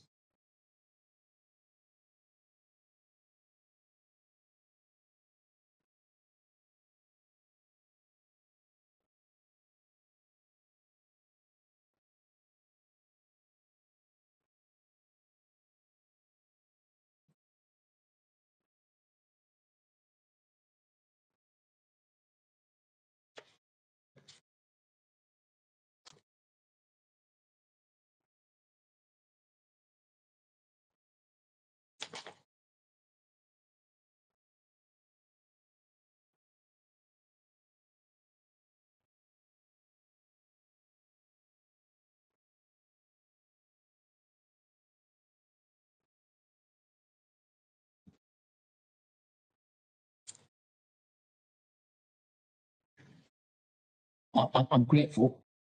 We say that that's right, and that's in issue 1. He then deals with issue 3. And I ask you to, can I ask you to look at, to briefly, paragraph 78, where he says at page 1169, under English law, the focus is not upon how matters would have appeared to the person seeking to acquire the right by long usage, but upon, quote, how the matter would have appeared to the owner of the land. And that's a quote from Lord Hoffman's speech in the Sunningwell case. He then concludes, we would say, at paragraph 82, which is at page 1170. Thus, the proper approach is not to examine the extent to which those using the land for recreational purposes were interrupted by the landowner's agricultural activities, but to ask whether those using the fields for recreational purposes were interrupting Mr. Pennington's agricultural use of the land in such a manner or to such an extent that Langs should have been aware that the recreational users believed that they were exercising a public right. If the starting point is, how would that matter have appeared to Langs, it would not be reasonable to expect Langs to resist the recreational use of their fields, so as long as such use did not interfere with their licensee, Mr. Pennington's use of them for taking an annual hay crop.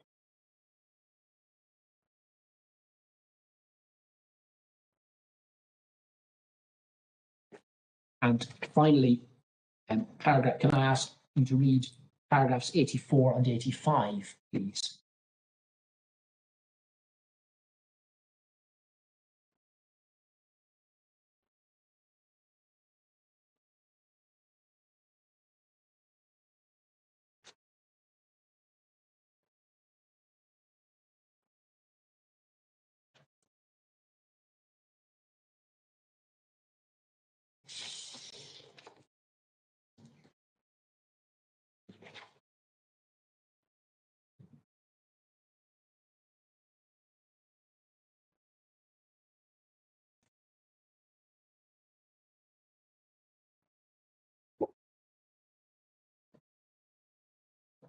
Now, my lords, I'm grateful. There's, yes, my lord, Lord Sales. Sorry. Yes, sorry, Mr. Holland. These passages seem to be directed to the question whether the user is as of right. But I mean, again, I come back, in our case, we've got factual findings, haven't we, that the user was as of right for the purposes of the statute. We say no, you've got factual findings, but the question of whether that on those facts it is user as of right is one of law. All right. For example, that's what, for example, we're about to turn to the red car case. I'm so sorry to interrupt, but these passages seem to be setting a legal test which has to be applied on the facts. So it has to be perceived from the landowner's perspective that the individuals are making use of the land as of right, that they are think they've got a right, and the landowner understands that they think they've got a right. I mean, those are factual questions, aren't they? Well, we would say no. The appearance, the facts, the primary facts are clear. The question is what, as a matter of law, bears in mind, you look at objectively what, as a matter of law, the reasonable landowner would understand as being asserted.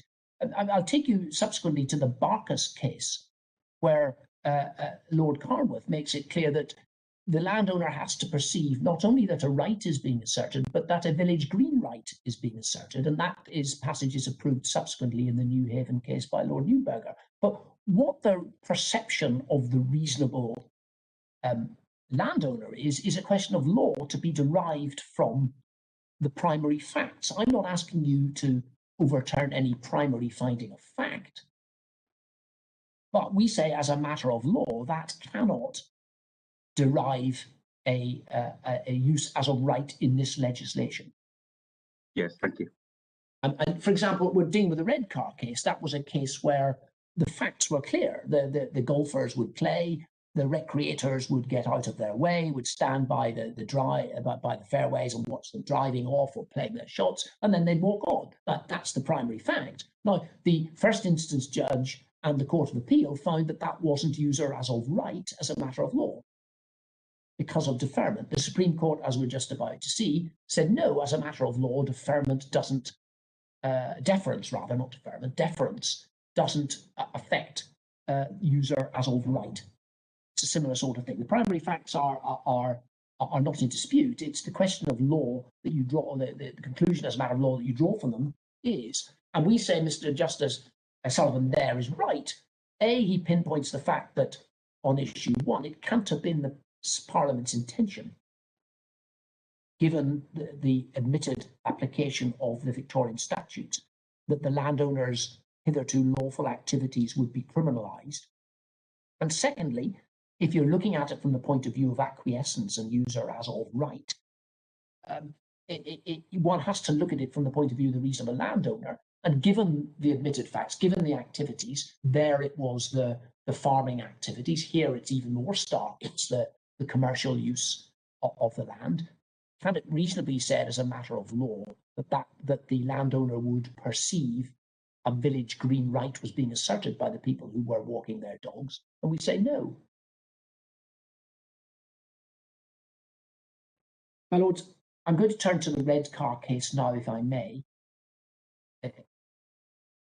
And that is, we deal with it at paragraphs 32 to 45 of our written case, which is at paragraph 94 and following. You have it at page 609 of your authorities bundle, which is volume 1, divider 9.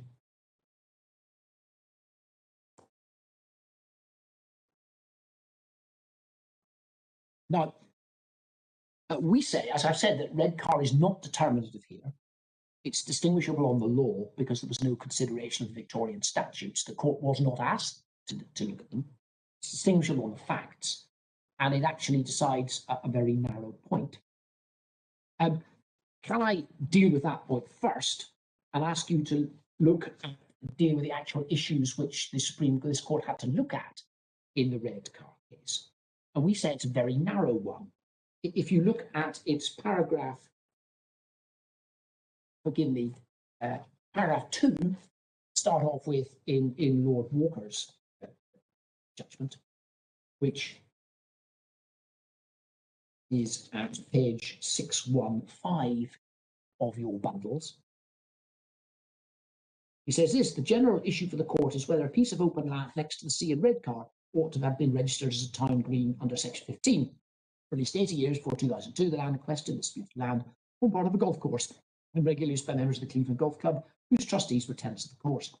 The inspector held the public inquiry found as a fact that when local residents using the disputed land for recreation encountered members of the golf club playing, the former deferred to the latter.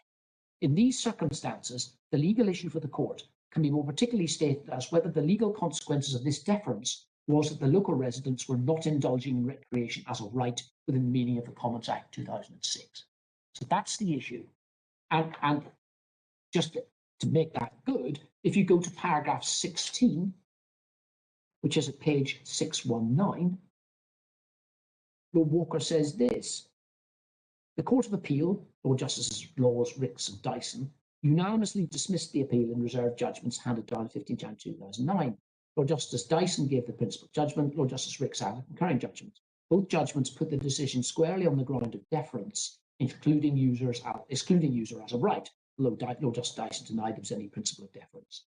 The provisions of 2 Victorian statutes relating to greens, Section 12 of the Enclosure Act 1857 and Section 29 Commons Act, which had formed part of the grounds of decision in Lang Holmes, were not relied on in the Court of Appeal. In short, all the subsidiary issues have disappeared, and this court is faced with a single issue of deference. It is not, however, a single issue. So, and he repeats that again at paragraph 23, which is at page 622. He's describing the judgment of Mr. Justice Sullivan in the Lang Holmes case. But at the top of the page, he said this is Lord Walker. He, that's Mr. Justice Sullivan, did so primarily on the view he took of the perception of a reasonable landowner, although he was influenced by the point no longer relied on as to the Victorian statute at paragraph 2086.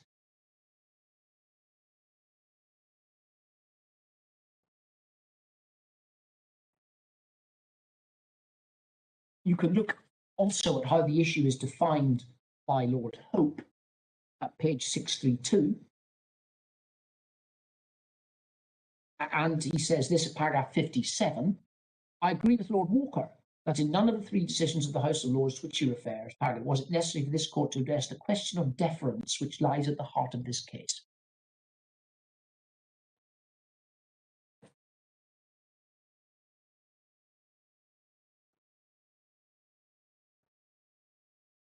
At paragraph 69, Lord Hope says this is at page 636 of your bundles, ladies and lords. I agree with Mr. George, all the authorities show that there are only 3 vitiating circumstances, and he deals with them cases. And then he continues, there is no support there for the proposition that there's an additional requirement. But that does not answer Mr. Lawrence's point, which is really and quite properly directed to the first question as to the quality of the user that is relied upon. That has been said is the critical issue in this case. And that's the issue which the Supreme Court were asked to determine, did deference, the fact that the walkers deferred to the golfers, make a difference as a matter of law to whether they were using it as of right? And the Supreme Court held that no, it didn't. I think the history is this, that it originally was dealt with by Mr. Vivian Chapman, the late Mr. Vivian Chapman, in a report and then some advices. He had advised the local authority not to register on two grounds: one, the Victorian statutes, and two, deference. At some stage, paragraph 57 of the judgment of Lord Hoffman, which we've just read in the Oxford case, was drawn to his attention, and he said, oh well, but nevertheless you shouldn't register it because of deference. And the issue of deference I don't think was discussed at first instance or in the Court of Appeal, and that's how it got there. So whatever the root that's there, the Supreme Court in this case was not asked to look at the Victorian statutes, and indeed didn't. It didn't consider them at all. I think I'd like you to look at the individual judgments in this case, because it forms the bedrock of the Court of Appeal's decision, and it forms the bedrock of the respondent's case. If you look at Lord Walker, if I can start there, and if one starts at paragraphs 27, 28, 29, which are at page 623,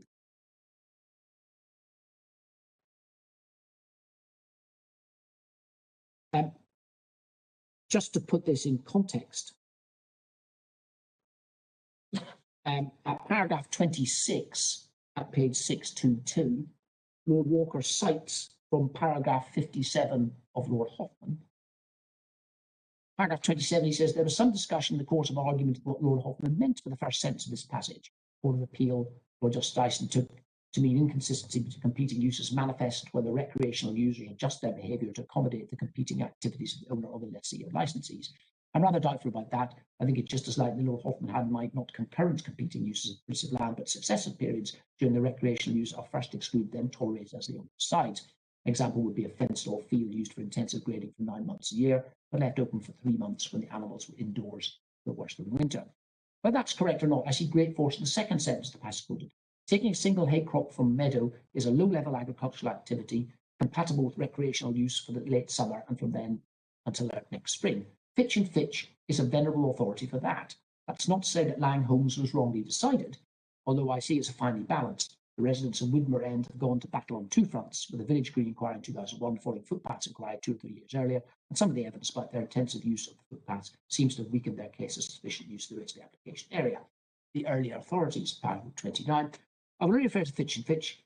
The case about cricket, haymaking, and Steeple Bumstead. The report is brief, but as Justice Heath is reported to having said what Mr. Justice Heath is reported to having said 445 is a forthright declaration of the need for coexistence between concurrent rights. With respect, we submit that's wrong. It's not a concurrent right case. It's a case involving seasonal rights, where the rights are effectively consecutive. He doesn't doubt Lang, doesn't say it's wrongly decided. And if one goes then to paragraph 36, at page 625, he says this: in the light of these and other authorities relied on Mr. Lawrence, I've no difficulty in accepting that Lord Hoffman was absolutely right in Sunnywell to say that the English theory of prescription is concerned with how the matter would have appeared to the owner of the land, or if there's an absentee owner to a reasonable owner who is on the spot. But I've great difficulty in seeing how a reasonable owner would have concluded that the residents were not asserting a right to take recreational disputed land simply because they normally showed civility or the inspectors were deference towards members of the golf club who were playing golf. So it's quite a fact-sensitive decision on that case. But then at paragraph 47, he expressly approves Lord Hoffman's ruling and the majority ruling in Oxford that it's one size fits all. he cites at paragraphs 45 and 46 various passages from the Oxford case. And at 47, which is 628, he says this: having reconsidered the general agreement that I expressed in Oxfordshire, I find that I agree with almost all that Lord Hoffman said in the paragraphs that I've quoted, and that is paragraphs 49 to 51 and 54 to 7. He had already in Sunningwell explained that sport or pastime denotes a single composite class, and recognised that dog walking and playing with children are in modern life the kind of informal recreation which may be the main function of village green. The only point at which I differ from Lord Hoffman is the point which Lord Scott picked up in paragraph 105, the notion that a custom to have an annual bonfire on Guy Fawkes Day would be sufficient basis for registration of a green. Such a right might have been established as a standalone custom, but would, to my mind, be far too sporadic to amount to continuous use for lawful sports and pastimes, quite apart from the fact that most bonfires are now illegal on environmental grounds. Once that special case is eliminated, I see little danger in normal circumstances of registration of a green leading to a sudden diversification or intensification of use by local residents. The alleged asymmetry between use before and after registration will in most cases prove to be exaggerated. Golfers and local residents can coexist without much friction, even when the latter have established rights coexist. So he appears to say, well, Lord Hoffman's right is a point of matter of law. It's one size fits all. But in fact, it won't be much of a problem because there won't be asymmetry, and as a matter of practicality, problem's not going to arise. The only other authority he relies upon is at paragraph 48, his conclusion at letter F on page 90 of the report, which is 629. That's a passage from Gray and Gray citing Justice McGarry and Costellola and English. Well, with respect, that's a case involving private rights of way. And if you look at that case, which is in the bundle, you will see that that's the final paragraph in I think it's an extempore judgment by Mr. Justice McGarry, where he admonishes neighbours that they should live together with give and take in respect of this right of way. So it doesn't really say much about this particular circumstance. If one turns to, the reference to Costellola is 1019 for your notes. Lord Hope, go to paragraph 55. He relies upon practical common sense. He says at paragraph 55, 631, letter F, having cited the New Windsor Corporation and Oxford and the Oxford case, he says this: it's been left to the courts to try and work this out for themselves. As Lord Hoffman put in paragraph 49, one has to look at the provisions about greens like those of any other legislation and assume that Parliament legislated for some practical purpose. I think that one must assume, too, that it was Parliament's intention that practical common sense would be the best guide to the way the public right was to be exercised once the land had registered. He does, in paragraph 63, at page 634, deny that there is an additional test. If one looks at 63, he says this. He's just cited from paragraph 86 of Mr. Justice Sullivan's case in Lang. It says this passage suggests that Mr. Justice Sullivan was approaching the case on the assumption that registration was inconsistent with the continued use of the land by Mr. Penn for taking annual hay crop. In other words, registration would bring non-interference to an end. Public right to use the fields for recreational purpose would make it impossible for them to be used growing hay. His approach has also been taken as indicating that in cases where the land has been used by a significant number of inhabitants for 20 years, recreation use, neck feed, neck clam, neck carry, there's an additional question that must be addressed. Would it have appeared to the reasonable landowner that the inhabitants were asserting a right to use the land for the recreational activities in which they're indulging? I'm not sure that Mr. Justice Sullivan was really saying that. There was an additional question that had to be addressed, but if he was, I would respectfully disagree with him on both points. So he disagrees with Lang on that. But then, if you go to paragraph 67, and this is one which is cited by the respondents, says this: in the light of that description, it is, I think, possible to analyse the structure of section 15.4 in this way. The first question to be addressed is the quality of the user during the 20-year period. It must have been by a significant number of inhabitants. They must have been indulging in lawful sports and pastimes. The word lawful indicates they must not be such as will likely to cause injury, damage to the owner's property, Fitch and Fitch. And they must have been doing so as of right, let's say openly and in the manner that a person rightfully entitled would have used it. If the user for the last 20 years was of such an amount and such manners would reasonably regard as being the assertion of the public right, the owner will have to take to affect acquiesced in it, unless he can claim that one of the three vitiating circumstances applied in the case. So, having said there's no additional test, he then, in that paragraph, focuses on how the use would have appeared to the reasonable landowner. And then he deals with what I've called the one-size-fits-all test. And he starts in paragraph 70 to 71, which is page 636.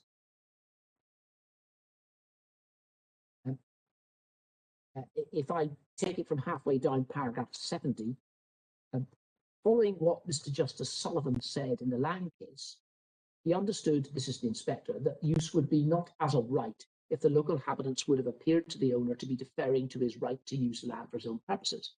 That approach is based on the judge's assumption, which the Court of Appeal endorsed, that the effect of registration would be to enlarge the right of the local inhabitants in a way that would effectively prevent the golfers from using the land for their own purposes. I do not find anything in the words used in Section 15.4 of the 2006 Act which supports this approach. On the contrary, the theme that runs through all the law on private and public rights of way and other similar rights is that of an equivalence between the user that is relied on to establish the right on the one hand and the way the right may be exercised once established on the other. So it appears there to be saying, well, no, there's equivalence, there's coexistence. The rights of the landowner still continue to exist,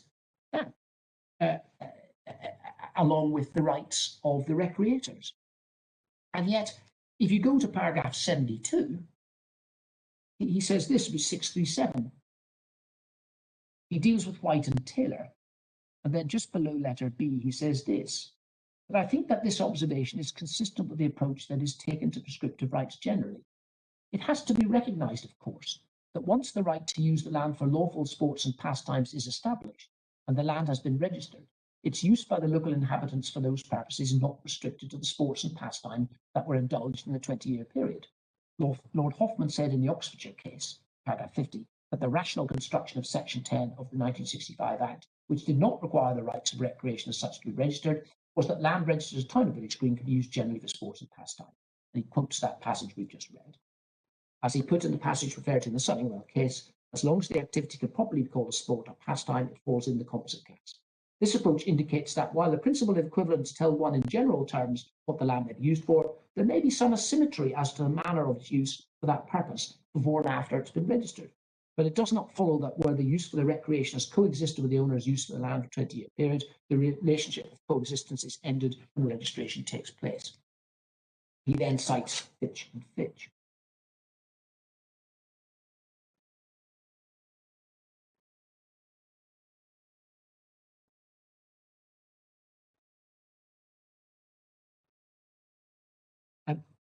He then, if you go to 74, 75, and 76, can I ask you to read those to yourselves, please? That's at page 638.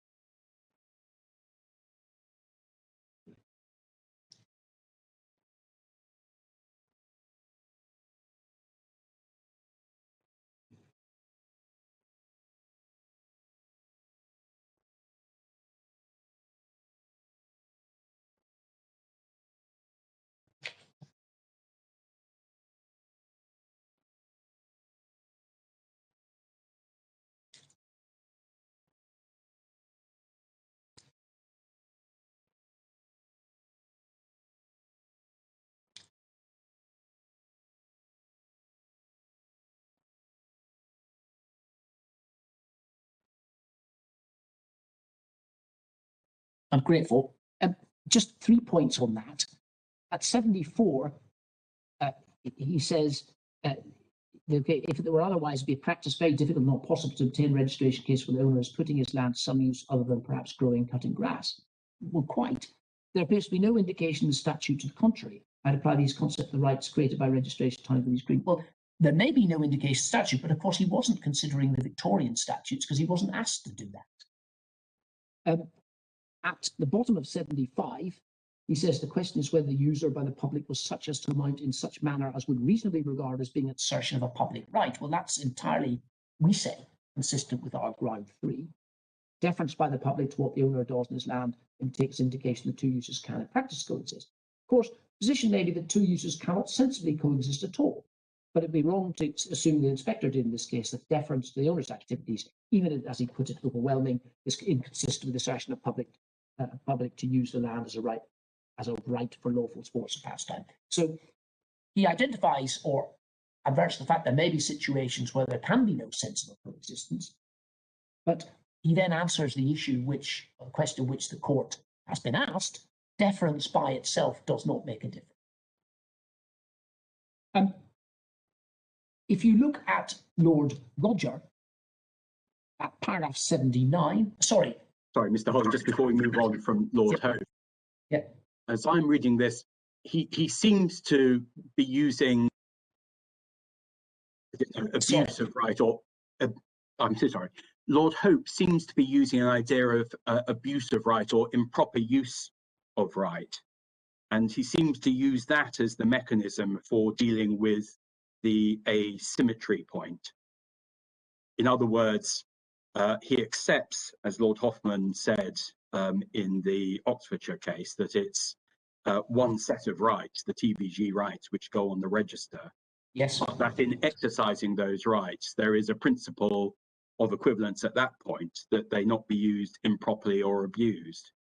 And in that way, as I'm reading this, he seems to be saying that actually there is a tailoring of the coexistence of the rights, which is possible. And my question really is, am I reading him correctly in that way? And if it is the right way to read it, what do you say about that way of putting it? If you are reading him the right way, he's wrong. With respect, you cannot confuse the so-called civiliter principle, which I'll come to, which is abuse of a defined right, as in Saint and Jenner, with how you define the ambit of the right. Abuse of a right is not the definition of the right itself. And insofar as, and there is a confusion, insofar as they're saying, well, the civiliter principle, reasonable user will ensure that there's no conflict. It's wrong as a matter of law, because the civiliter principle, and I'll take you to that in a minute, there's a passage in Moncrief and Jemison which deals with that. We're dealing here with how you define the rights itself, not abuse of an existing and defined right.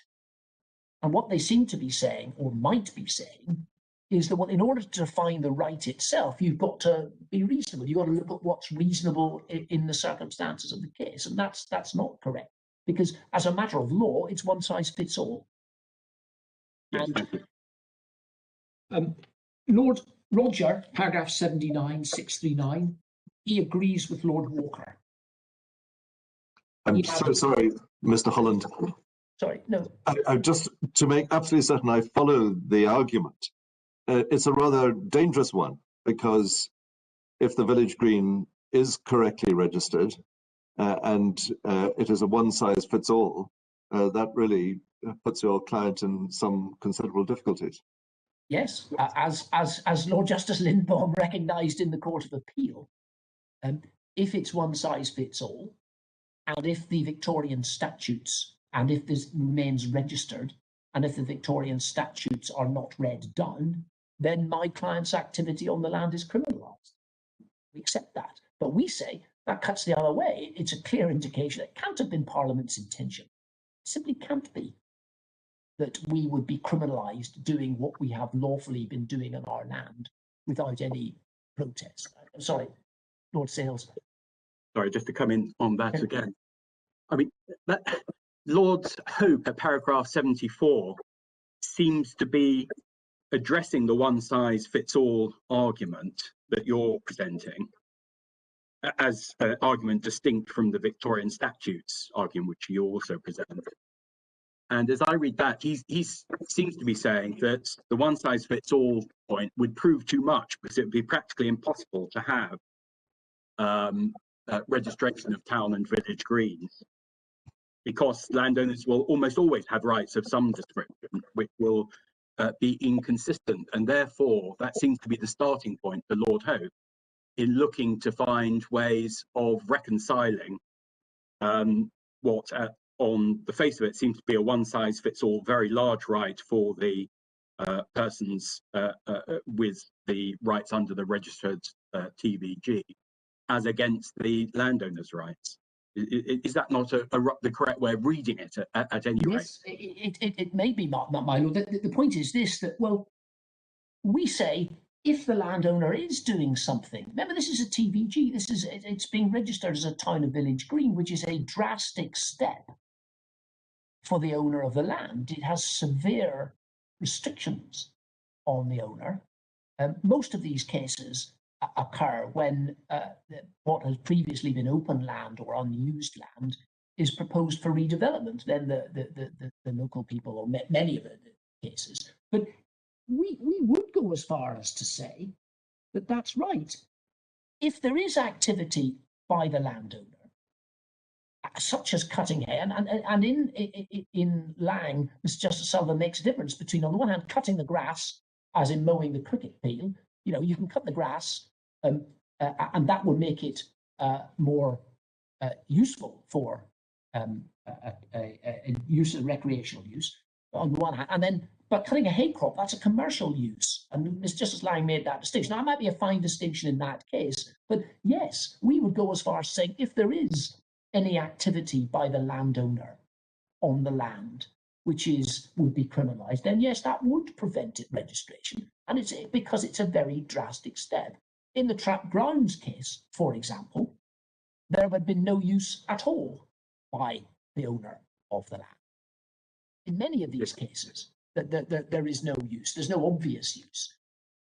This is, in the scheme of things, an extreme case where there was clearly constant commercial use, and there may be fine distinctions or cases where there's fine distinctions in the middle. But yes, if there is that, we would say yes, it ought to prevent town and village greens because it's such a drastic step. Thank you. I'm sorry, Lord Burrows. But what then do you say about the actual facts of Redcar? Are you saying that had they considered the Victorian statute, they would have been bound to find that there would be an infringement of the Victorian statute? Not necessarily, as I'm saying. And the facts of that case, golf is a recreational activity, you see.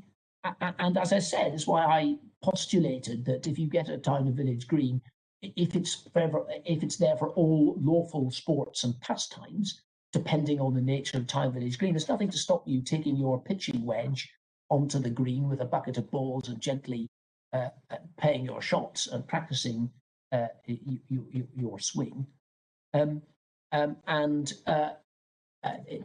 a recreational use. It's one of the distinguishing factors. And I think I'm being told, Mr. Watkin, that in the inspector's report, Mr. Chapman did find that it was a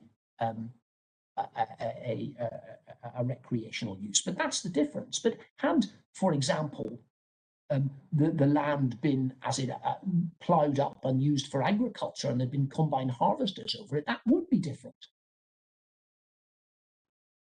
It's why I can say that I don't invite you to depart from either the result or the narrow reasoning in Redcar. Sorry, Lord Stevens. Yes, but in Redcar, if one size fits all, the recreational users could put down a football pitch, and certainly that would then be an offence if anybody interfered with that. Well, they could do if they could find. I suspect they that they wouldn't be able to, because the nature of the land itself is such that you wouldn't find a football, a piece of even land for a football pitch. And I accept that there may be extreme cases where there might be, you might use the civiliter principle to deal with competing recreational uses, but that doesn't apply where you're dealing with, and that's why I emphasize the commercial use, because there's no way my client's use of this land can anywhere be described as recreational. It's commercial use.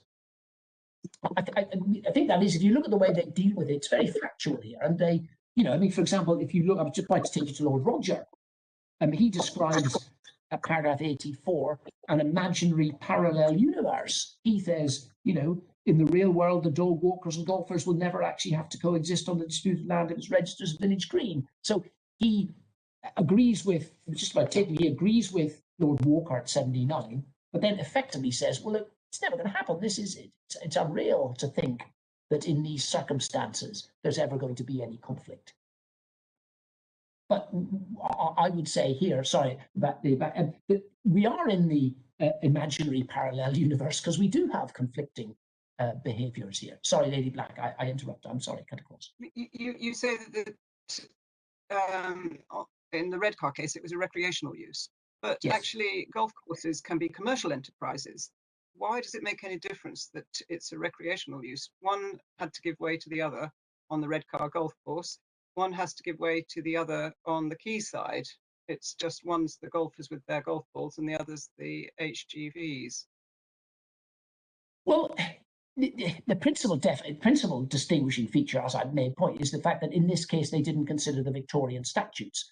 But we would say that it's arguable on the Victorian side that the continued use as a golf club would not be criminalised because it is its recreational use. And that's the point. The point I make, the principal distinction is that they didn't consider and weren't asked to consider the Victorian statutes. And there's, in this case, it's absolutely clear cut. I accept that one could say, well, okay, it's a commercial golf course. Doesn't make any difference that it's a private golf club or a public golf course where you can pay to use. There may be fine distinctions as to whether or not golfers' use would be criminalised following registration.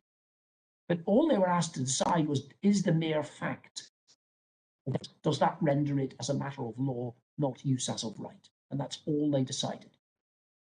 They simply didn't consider the position where coexistence was rendered impossible because of criminal, and the continuation of the activities of one party could no longer be sustained. No, they didn't. They weren't asked to.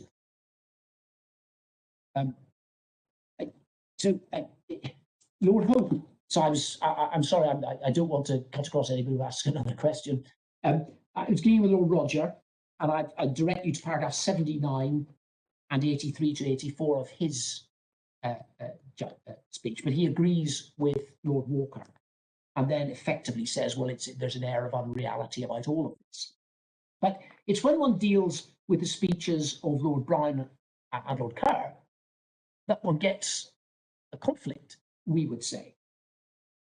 If you go to paragraph 98, which is Lord Brown's speech,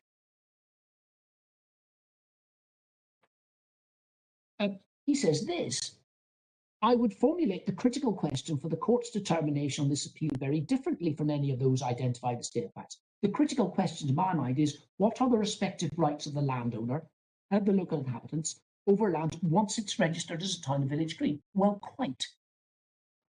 The problem is, he's not asked to consider the Victorian statutes, and he comes to the view that he does because he clearly thinks that one size does not fit all. It's paragraphs 100 to 101. So column 643. So far as this question begging that as the right to registration, the ultimate question issue here, seems to be one which necessarily should be resolved before it can sensibly decide on what must be established in order to have the land registered. Indeed, I may as well say at once that were it the law that upon registration, the owner's continuing right to use his land as he has been doing, becomes subordinated to the locals' rights to use the entirety of the land for whatever lawful purpose and pastimes they wish, however incompatibly with the owner continuing in his, I would hold that more is required to be established by the locals merely than use of the land for stipulated period, nec B, nec tam, nec pari. If, however, as I would prefer to conclude, the effect of registration is rather to entrench the previously assumed rights of the locals, precluding the owner from thereafter diminishing or eliminating such rights, but not at the expense of the owner's continuing entitlement to use the land as doing, then I would hold that no more is needed to justify registration than what by common consent is agreed to be established by the locals in this case. This is not merely because, in my opinion, no other approach would meet the merits of the case. Also, it is because, to my mind, on the proper construction of Section 15 of the Commons Act 2006, the only consequence of registration as agreed is that the locals gain the legal right to continue to indulge in lawful sports pastimes upon it, which previously had merely as if of right, no more, no less. To the extent the owner's own previous use of the land prevented their indulgence in activities in the past, they remain restricted in the future use of the land. Now, look, that is directly contrary to Lord Hoffman's one-size-fits-all point. And if Lord Brown had thought that it were one-size-fits-all, he would have dissented. And he repeats that at 104, page 645. I repeat, the position arising in registration at a time when both the owner and the locals are using land in theoretically conflicting ways, but in fact harmoniously, simply did not arise in the Oxfordshire case, and I, for my part, would decline to treat that case as if it decided how such an issue should be resolved. I would therefore hold that in this different situation, the owner remains entitled to continue to use his land, continue his use of the land as before. It is, of course, as in the Oxfordshire case itself, he has been done nothing in his land. He cannot complain that upon registration, the local gain full and unqualified recognition rights over it. But that is not the position as I'm considering here. In short, on the facts of this case, had the use of the land as part of the course continued, the locals would, in my opinion, have had to continue deferring to the golfers. So the basis of his finding is that one size does not fit all. All that registration gives you is a right to continue to do what you're doing, and the landowner has a continued right to do what he's been doing. And with respect, Lord Kerr, it takes the same view. Although in paragraph 109, page 646, he agrees with Lord Hope, Lord Roger, Lord Walker, and Lord Brown. Give me a moment.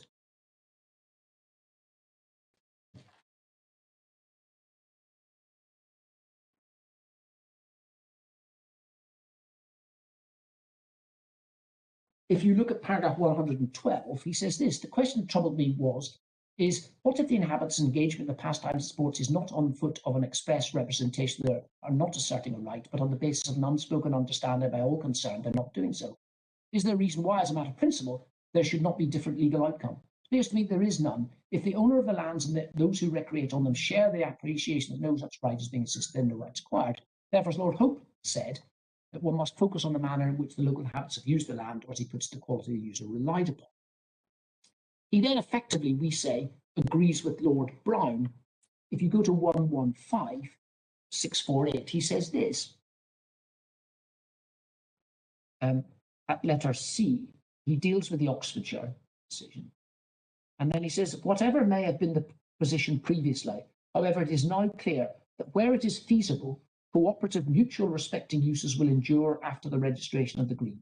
Where the lands have been used by both inhabitants and the owner over the pre-registration period, the breadth of the historical user will, if not exactly equivalent to, is approximate to that which will accrue after registration. On that basis, I'm content to accept and agree with the judgments of Lord Hope, Lord Walker, and Lord Brown. So he would appear to be adopting the same view as Lord Brown. That is to the effect that registration only gives you the right, the recreators, the right to do what they had done before, and the landowner has a legal right to continue doing exactly whatever they've done before. Now, that's the view of Lord Brown and Lord Kerr. Perhaps Lord Hope, they take the view that post-registration the landowner retains the legal right to continue doing what he'd done before, but we say that is directly contrary to what Lord Hoffman and the majority had found in the Oxfordshire case. None of them deal with the Victorian statutes for the simple reason they weren't asked to do so. And although Lord Hope and Lord Kerr appear to recognise that there may be situations where the landowner's activities could not feasibly or sensibly coexist. That's paragraphs 76 and 115. This is not explored further. And we say that the ratio of this case is a very narrow ruling that deference does not preclude use as of rights. No consideration of Victorian statutes. Lang was not expressly overruled. Their lordships did appear to contemplate that there would be situations where there could not be coexistence after registration, but did not explore this further. And we say the judgments are inconsistent in that certainly Lord Brown, probably Lord Kerr, and perhaps Lord Hope appear to take a view that one size does not fit all, whereas certainly Lord Walker and Lord Roger appear to agree with Lord Hoffman and the majority in Oxford. Now, if one looks at the Court of Appeal in this case, you can see how we say they have misapplied it. Lord Justice Lewison, if you go to page, it's the core bundle, page 196.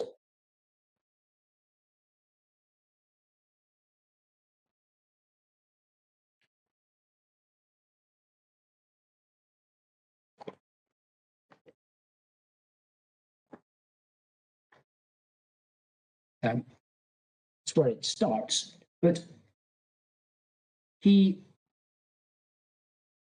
you go to paragraph 24, he continues, that's page 201. He refers to continuing use after registration of TVG. In principle, although registration of TVG curtails many potential use of land so registered, the owner of the soil of a TVG is entitled to continue his pre-existing activities as long as they do not interfere unduly with the recreational rights to which the registration gives rise. Likewise, those entitled to exercise recreational rights must do so in a lawful way. He then cites Fitch and Fitch, paragraph 25, Bell and Wardell, 26.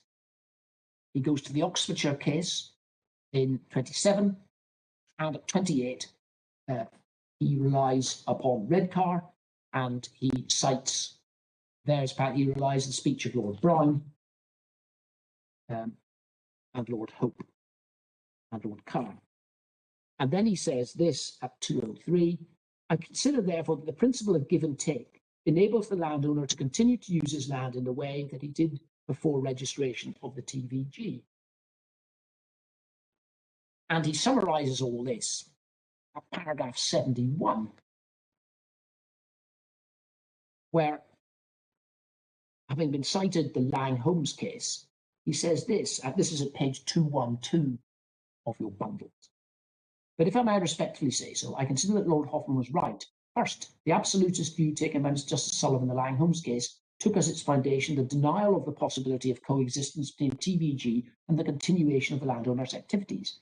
But that view has been comprehensively rejected in Lewis. As the Supreme Court held in Lewis, it is an intrinsic feature of the scheme for registration of TVGs that the landowner has the legal right to continue his use of the land as before, where on the facts that is not incompatible with recreational use. The Victorian statutes should not be construed so as to make illegal that which, under the statutory registration scheme, is legal if another reasonable construction is possible. So he derives from Redcar that it's an intrinsic feature of the scheme for registration TVGs, the landowner has a legal right to continue his use of the land as before. But we say he's wrong.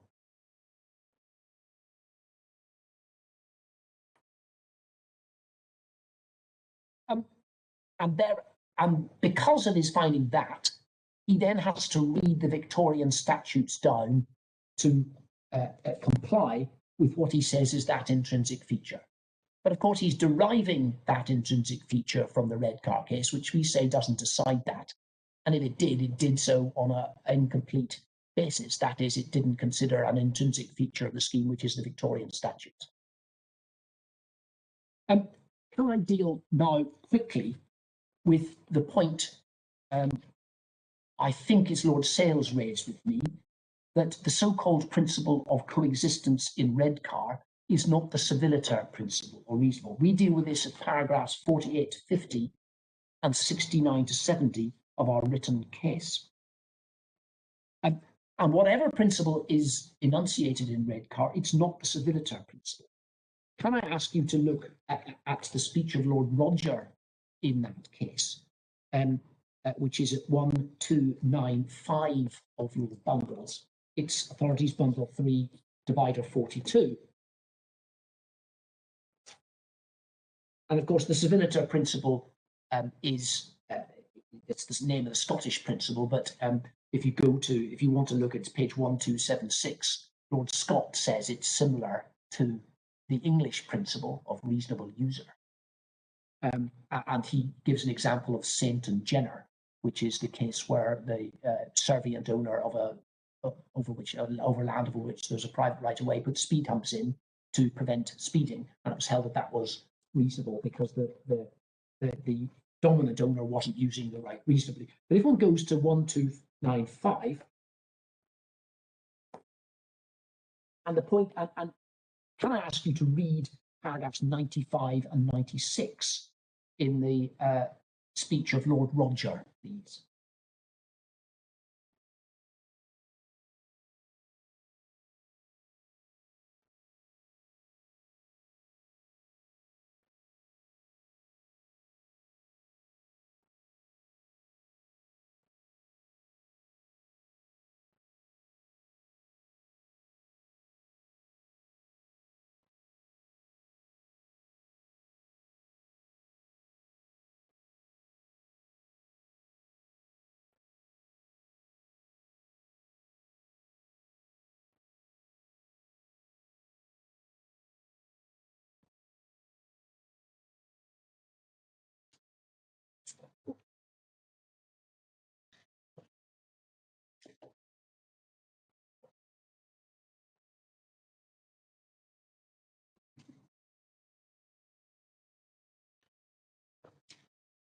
I'm grateful.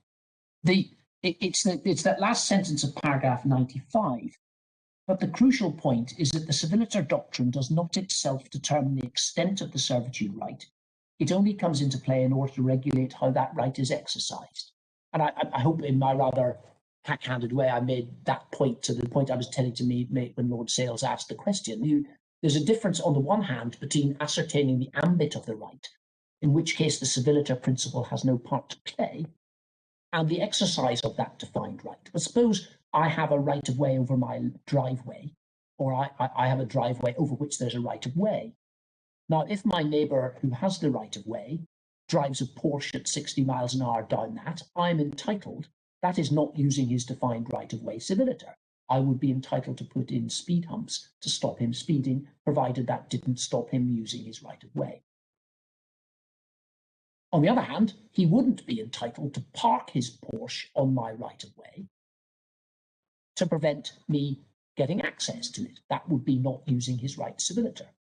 On the other hand, if I, as the servient owner, have to put a new roof on my house, and in order to do that, I have to put scaffolding over half the right of way such that it can't be used, that is a breach of the right of way. No matter how reasonable my conduct as the servient owner, a perfectly reasonable thing to do for me to, every neighbour, not rude or inconsistent or unreasonable, but nevertheless, it is a breach of the right of way, no matter how reasonable my conduct. And that's the difference. You can't use the civiliter principle of reasonable give and take to define the ambit of a right. And so far as anyone seeks to do so, it's wrong. Lady, I notice the time. Yes, is this indeed a moment? It is. Thank you very much. Indeed, we will resume at 2 o'clock. Thank you very much.